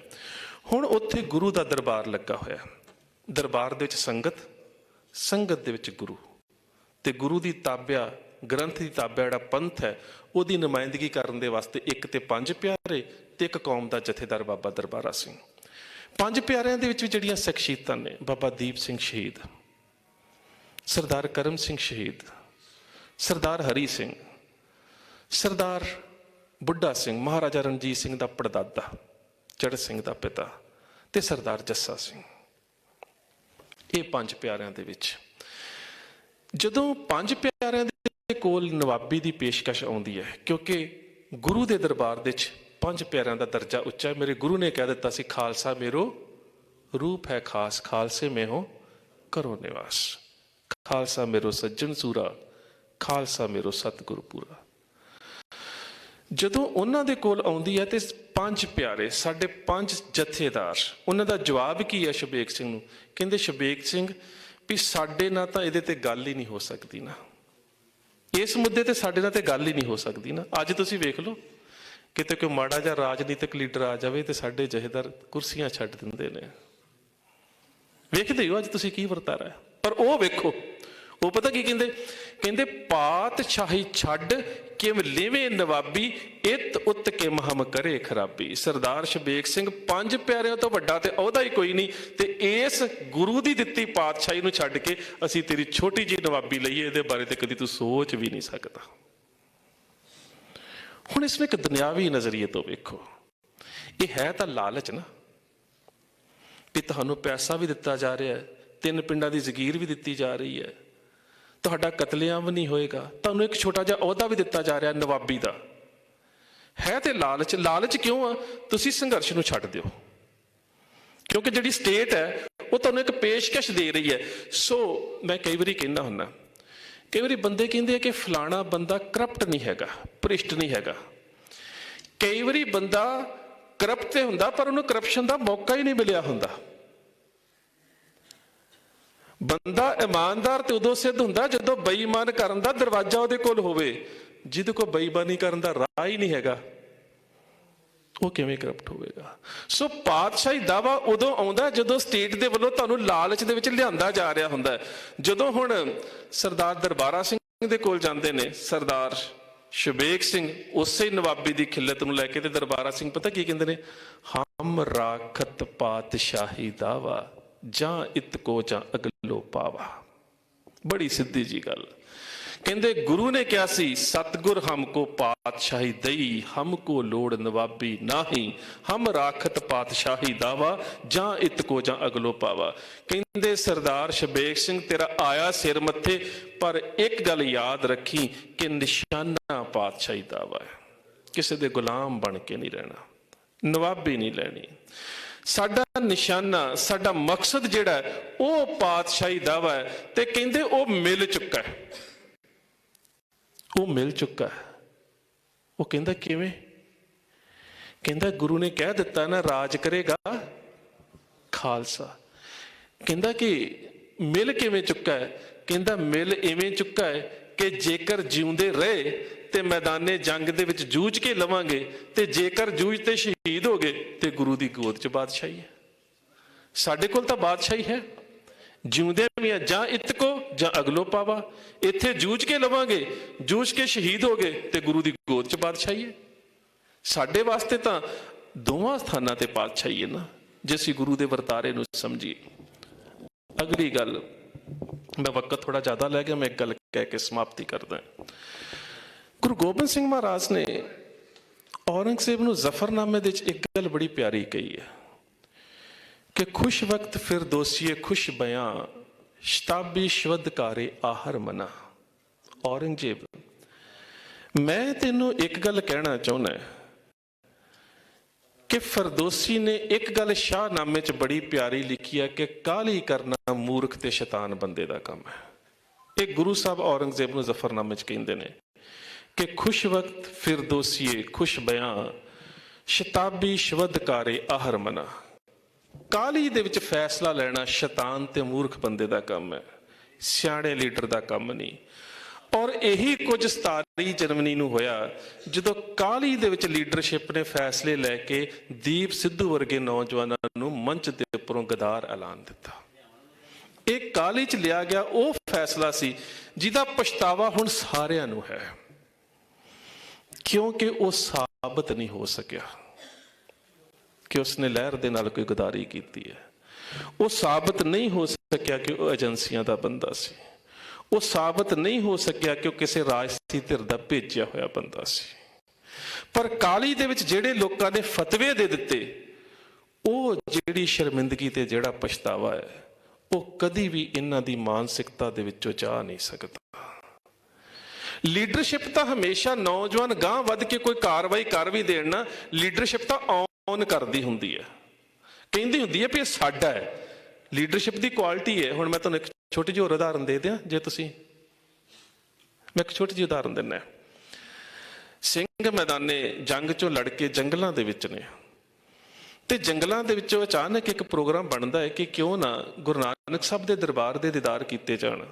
ਤੇ ਸਰਦਾਰ ਚੜ੍ਹ ਸਿੰਘ, ਸਰਦਾਰ ਨਿਬਾਹੂ ਸਿੰਘ, ਸਰਦਾਰ ਜੱਸਾ ਸਿੰਘ, ਸਰਦਾਰ ਬਘੇਲ ਸਿੰਘ ਹੋਣੀ, ਇਹ ਸਾਰੇ ਸਿੰਘ ਜਿਹੜੇ ਆ ਜਾਂਦੇ ਨੇ ਗੁਰਦੁਆਰਾ ਰੋੜੀ ਸਾਹਿਬ ਏਮਨਾਬਾਦ ਪਾਕਿਸਤਾਨ ਦੇ ਵਿੱਚ, ਜਿੱਥੇ ਭਾਈ ਲਾਲੋ ਦੇ ਘਰ ਗੁਰੂ ਨਾਨਕ ਸਾਹਿਬ ਗਏ ਸੀ।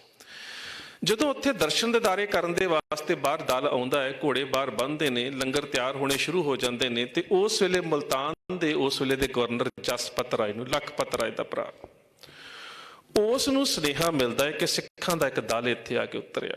ਉਸਨੇ ਆਪਣੇ ਫੌਜ ਲਈ ਤੇ ਸਾਹਮਣੇ ਆ ਗਿਆ, ਕਹਿੰਦਾ ਕਿ ਤੁਸੀਂ ਇੱਥੋਂ ਜਾਓ, ਮੁਲਤਾਨ ਦਾ ਗਵਰਨਰ ਮੈਂ। ਸਰਦਾਰ ਚੜ੍ਹ ਸਿੰਘ ਨੇ ਬੜੇ ਪਿਆਰ ਦੇ ਨਾਲ ਉਸਨੂੰ ਸਮਝਾਇਆ, ਕਹਿੰਦੇ ਜਸਪਤ ਰਾਏ ਵੇਖ, ਅਸੀਂ ਲੜਨ ਨਹੀਂ ਆਏ, ਤੇ ਨਾ ਅਸੀਂ ਇੱਥੇ ਲੜਨਾ ਚਾਹੁੰਦੇ ਹਾਂ, ਕਿਉਂਕਿ ਮਕਸਦ ਗੁਰੂ ਦੇ ਦੀਦਾਰ ਕਰਨਾ ਹੈ। ਲੜਨ ਨਹੀਂ ਆਏ, ਨਾ ਲੜਨਾ ਚਾਹੁੰਦੇ ਹਾਂ, ਅਸੀਂ ਮੱਥਾ ਟੇਕਣਾ, ਲੰਗਰ ਛਕਣਾ, ਅਰਦਾਸ ਕਰਨੀ ਹੈ, ਤੇ ਫਿਰ ਜੰਗਲਾਂ 'ਚ ਚਲੇ ਜਾਣਾ। ਪਰ ਅੱਜ ਸਾਡਾ ਲੜਨ ਦਾ ਕੋਈ ਮਕਸਦ ਨਹੀਂ, ਨਾ ਇਹ ਸਾਡਾ ਮੰਤਵ ਹੈ। ਜਸਪਤ ਰਾਏ ਗੱਲਾਂ ਕਰਦਾ ਕਰਦਾ ਗਰਮ ਹੋ ਗਿਆ, ਕਹਿੰਦਾ ਕਿ ਇੱਥੋਂ ਘੋੜੇ ਖੋਲਣੇ ਆ ਕਿ ਮੈਂ ਖੋਲ ਕੇ ਫਿਰ ਤੁਹਾਡੇ ਕੇਸਾਂ ਦੀਆਂ ਰੱਸੀਆਂ ਵੱਟ ਕੇ ਬੰਨ੍ਹ ਲਵਾਂ। ਜਦੋਂ ਕੇਸਾਂ ਦੇ ਬਾਰੇ ਇਹ ਗੱਲ ਕਹੀ, ਤੇ ਉਸੇ ਵੇਲੇ ਇੱਕ ਸੂਰਮੇ ਨਿਬਾਹੂ ਸਿੰਘ ਨੇ ਜਸਪਤ ਰਾਏ ਦਾ ਹਾਥੀ ਤੇ ਚੜ੍ਹ ਕੇ ਸਿਰ ਵੱਢ ਲਿਆ ਤੇ ਜ਼ਮੀਨ ਤੇ ਸੁੱਟ ਦਿੱਤਾ। ਲੜਾਈ ਹੋ ਪਈ, ਜਸਪਤ ਰਾਏ ਦੀ ਫੌਜ ਵੀ ਭੱਜ ਗਈ ਤੇ ਧੜ ਵੀ ਉਹਦਾ ਲੈ ਕੇ ਚਲੇ ਗਏ ਘਰ। ਧੜ ਗਿਆ ਬਿਨਾਂ ਸਿਰ ਤੋਂ, ਸਿਰ ਸਿੱਖਾਂ ਦੇ ਕੋਲ। ਜਦੋਂ ਅੰਤਮ ਰਸਮਾਂ ਕਰਨ ਲੱਗੇ ਤੇ ਬੱਦੋਕੀ ਪਿੰਡ ਦਾ ਰਹਿਣ ਵਾਲਾ ਕਿਰਪਾ ਰਾਮ, ਜਿਹੜਾ ਇਹਨਾਂ ਦਾ ਕੁੱਲ ਪੁਰੋਹਿਤ ਸੀ, ਜਦੋਂ ਉਹਨੂੰ ਸੱਦਿਆ ਕਿ ਇਹਦੀ ਅੰਤਮ ਰਸਮਾਂ ਕਰ ਦਿਓ, ਤੇ ਜਦੋਂ ਉਹਨੇ ਲਾਸ਼ ਵੇਖੀ, ਕਹਿੰਦਾ ਲਾਸ਼ ਤੇ ਸਿਰ ਹੀ ਨਹੀਂ ਹੈਗਾ, ਇਹਦੀ ਗਤੀ ਨਹੀਂ ਹੋਣੀ। ਕਹਿੰਦਾ ਫਿਰ ਕੀ ਕੀਤਾ ਜਾਵੇ, ਸਿਰ ਹੈ ਕਿੱਥੇ? ਕਹਿੰਦਾ ਜੀ ਉਹ ਤੇ ਸਿੱਖਾਂ ਕੋਈ ਰਹਿ ਗਿਆ, ਉਹ ਤਾਂ ਸਿਰ ਤਾਂ ਕਿਸੇ ਦੀ ਲੈਣ ਦੀ ਹਿੰਮਤ ਹੀ ਨਹੀਂ ਪਈ ਵੀ ਸਿਰ ਚੁੱਕ ਲਈਏ, ਅਸੀਂ ਤੇ ਲਾਸ਼ ਹੀ ਬੜੀ ਮੁਸ਼ਕਿਲ ਚੁੱਕ ਕੇ ਲੈ ਕੇ ਆਏ। ਕਿਰਪਾ ਰਾਮ ਗਸਾਈ ਕਹਿੰਦਾ ਮੈਂ ਸਿੱਖਾਂ ਨੂੰ ਜਾ ਕੇ ਬੇਨਤੀ ਕਰਦਾ ਕਿ ਸਾਡੇ ਧਰਮ ਦੀ ਪਰੰਪਰਾ ਦੇ ਮੁਤਾਬਕ, ਸਾਡੀ ਸੰਸਕ੍ਰਿਤੀ ਦੇ ਮੁਤਾਬਕ, ਜੇ ਧੜ ਦੇ ਨਾਲ ਸਿਰ ਨਾ ਹੋਇਆ ਤੇ ਇਹਦੀ ਗਤੀ ਨਹੀਂ ਹੋਣੀ। ਚਲਾ ਗਿਆ ਸਰਦਾਰ ਚੜ੍ਹ ਸਿੰਘ ਹੁਣਾਂ ਦੇ ਕੋਲ। ਸਰਦਾਰ ਚੜ੍ਹ ਸਿੰਘ ਹੁਣਾਂ ਨੂੰ ਬੇਨਤੀ ਕੀਤੀ, ਤੇ ਜਾਂਦਿਆਂ ਹੀ ਕਿ ਕਿਤੇ ਸਿੰਘ ਮੇਰੇ ਤੇ ਵੀ ਕਿਤੇ ਗਰਮ ਨਾ ਹੋ ਜਾਣ, ਲੰਗਰ ਦੇ ਵਾਸਤੇ ਕੁਝ ਮੋਹਰਾਂ ਵੀ ਭੇਟ ਕਰ ਦਿੱਤੀਆਂ। ਤੇ ਫਿਰ ਜਾ ਕੇ ਬੜੀ ਅਧੀਨਗੀ ਨਾਲ ਕਹਿੰਦਾ ਜੀ ਜਿਹੜਾ ਮੁਲਤਾਨ ਦਾ ਨਵਾਬ ਹੈ, ਇਹ ਮੇਰਾ ਚੇਲਾ ਹੈ, ਇਹ ਮੇਰੇ ਜਜਮਾਨ ਨੇ, ਮੈਂ ਇਹਨਾਂ ਦਾ ਪੰਡਤ ਹਾਂ, ਤੇ ਕਿਰਪਾ ਕਰੋ ਉਹਦਾ ਸਿਰ ਇੱਥੇ ਕਿਤੇ ਪਿਆ ਹੋਣਾ ਵਾਪਸ ਦੇ ਦਿਓ। ਤੇ ਸਰਦਾਰ ਚੜ੍ਹ ਸਿੰਘ ਨਿਬਾਹੂ ਸਿੰਘ ਨੂੰ ਕਹਿੰਦੇ ਕਿੱਥੇ ਆ ਸਿਰ? ਕਹਿੰਦਾ ਜੀ ਉੱਥੇ ਜਿੱਥੇ ਲਾਹ ਕੇ ਸੁੱਟਿਆ ਸੀ, ਕਿਤੇ ਉੱਥੇ ਹੀ ਪਿਆ ਹੋਣਾ। ਸਰਦਾਰ ਚੜ੍ਹ ਸਿੰਘ ਪੁੱਛਦੇ ਨੇ ਕਿ ਪੰਡਤ ਜੀ, ਮਰਨ ਵਾਲਾ ਤੇ ਮਰ ਗਿਆ, ਤੇ ਸਿਰ ਦੀ ਇੰਨੀ ਕੀ ਲੋੜ ਪੈ ਗਈ? ਕਹਿੰਦਾ ਜੀ ਸਾਡੀ ਮਰਿਆਦਾ, ਇਹਦੀ ਗਤੀ ਨਹੀਂ ਹੋਣੀ ਜਿੰਨਾ ਚਿਰ ਸਿਰ ਨਾਲ ਨਾ ਹੋਇਆ। ਤੇ ਸਰਦਾਰ ਚੜ੍ਹ ਸਿੰਘ ਹੱਸ ਕੇ ਕਹਿੰਦੇ ਆ, ਸਿਰ ਤੇ ਲੈ ਜਾਓ, ਅਸੀਂ ਸਿਰ ਨੂੰ ਕੀ ਕਰਨਾ ਹੈ, ਪਰ ਜਿਵੇਂ ਦੀਆਂ ਇਹਦੀਆਂ ਕਰਤੂਤਾਂ ਸਿਰ ਲਾ ਕੇ ਵੀ ਗਤੀ ਨਹੀਂ ਹੋਣੀ, ਲੈ ਜਾਓ ਸਿਰ। ਤੁਸੀਂ ਸਿਰ ਦੇ ਦਿੱਤਾ, ਸੰਸਕਾਰ ਕੀਤਾ, ਤੇ ਉਸੇ ਸੰਸਕਾਰ ਦੇ ਉੱਪਰ ਆ ਕੇ ਮੁੜ ਕੇ ਇਹਦੇ ਭਰਾ ਜਸਪਤ ਰਾਏ ਨੇ ਸਹੁੰ ਖਾਧੀ ਕਿ ਮੈਂ ਸਿੱਖਾਂ ਦਾ ਖੁਰਾ ਖੋਜ ਮਿਟਾਉਣਾ ਹੈ। ਉਸੇ ਕਿੜ ਦੇ ਵਿੱਚੋਂ ਛੋਟਾ ਘੱਲੂਕਾਰਾ ਹੋਇਆ। ਇੱਕ ਦਿਨ ਦੇ ਵਿੱਚ 15,000 ਸਿੱਖ ਸ਼ਹੀਦ ਹੋਇਆ। ਕੀ ਤੁਸੀਂ ਕਿਤੇ ਇਤਿਹਾਸ ਦੇ ਵਿੱਚ ਮੈਨੂੰ ਇੱਕ ਸ਼ਬਦ ਵਿਖਾ ਦਿਓ ਕਿ ਸਿੱਖਾਂ ਨੇ ਕਦੀ ਆਪਣੀ ਲੀਡਰਸ਼ਿਪ ਨੇ ਆਪਣੇ ਨੌਜਵਾਨ ਦੇ ਵਿੱਚ ਦੋਸ਼ ਕੱਢਿਆ ਹੋਵੇ ਵੀ ਜੇ ਕਿਤੇ ਨਿਬਾਹੂ ਸਿੰਘ ਜਸਪਤ ਰਾਏ ਦਾ ਸਿਰ ਨਾ ਵੜਦਾ ਤੇ ਸਾਡਾ 15,000 ਸਿੱਖ ਸ਼ਹੀਦ ਨਹੀਂ ਸੀ ਹੋਣਾ? ਉਹਨਾਂ ਕਹਿੰਦੇ ਜੋ ਕੀਤਾ ਠੀਕ ਕੀਤਾ, ਅਣਖ ਦੇ ਨਾਲ ਕੀਤਾ, ਬਹਾਦਰੀ ਦੇ ਨਾਲ ਕੀਤਾ।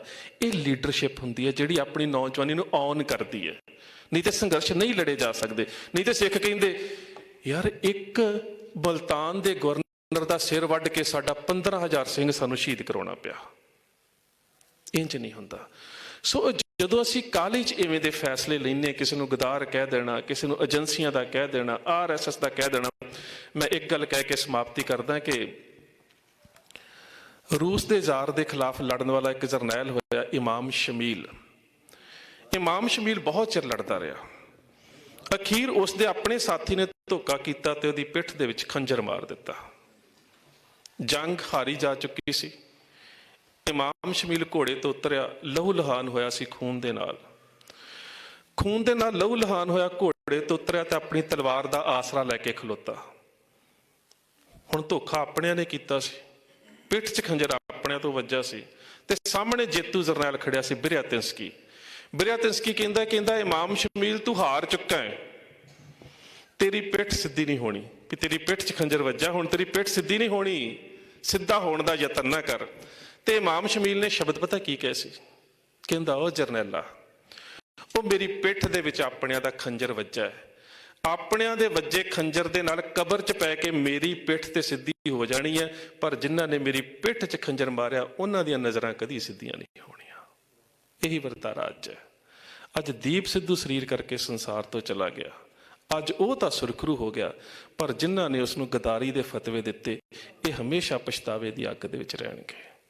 ਜਦੋਂ ਵੀ ਮੈਨੂੰ ਲੱਗਦਾ ਕਿ ਸ਼ੀਸ਼ੇ ਦੇ ਸਾਹਮਣੇ ਜਦੋਂ ਵੀ ਆਪਣੇ ਆਪ ਨੂੰ ਵੇਖਣਗੇ, ਕਿਤੇ ਨਾ ਕਿਤੇ ਮਹਿਸੂਸ ਕਰਨਗੇ ਕਿ ਕੌਮ ਦੇ ਇੱਕ ਚਿੰਤਨਸ਼ੀਲ ਨੌਜਵਾਨ ਦੇ ਨਾਲ, ਜਿਸ ਨੇ ਨੌਜਵਾਨੀ ਦੇ ਵਿੱਚ ਇੱਕ ਚੇਤਨਤਾ ਦੇ ਅੰਸ਼ ਨੂੰ ਜਗਾਇਆ, ਅਸੀਂ ਕਿਸ ਤਰ੍ਹਾਂ ਦੇ ਨਾਲ ਉਸ ਦੀ ਕਿਰਦਾਰਕੁਸ਼ੀ ਕੀਤੀ ਤੇ ਇਲਜ਼ਾਮ ਤਰਾਸ਼ੀ ਕੀਤੀ। ਸੋ ਵਕਤ ਮੈਂ ਬਹੁਤ ਲੈ ਗਿਆ, ਖਿਮਾ ਦਾ ਜਾਚਕ ਹਾਂ।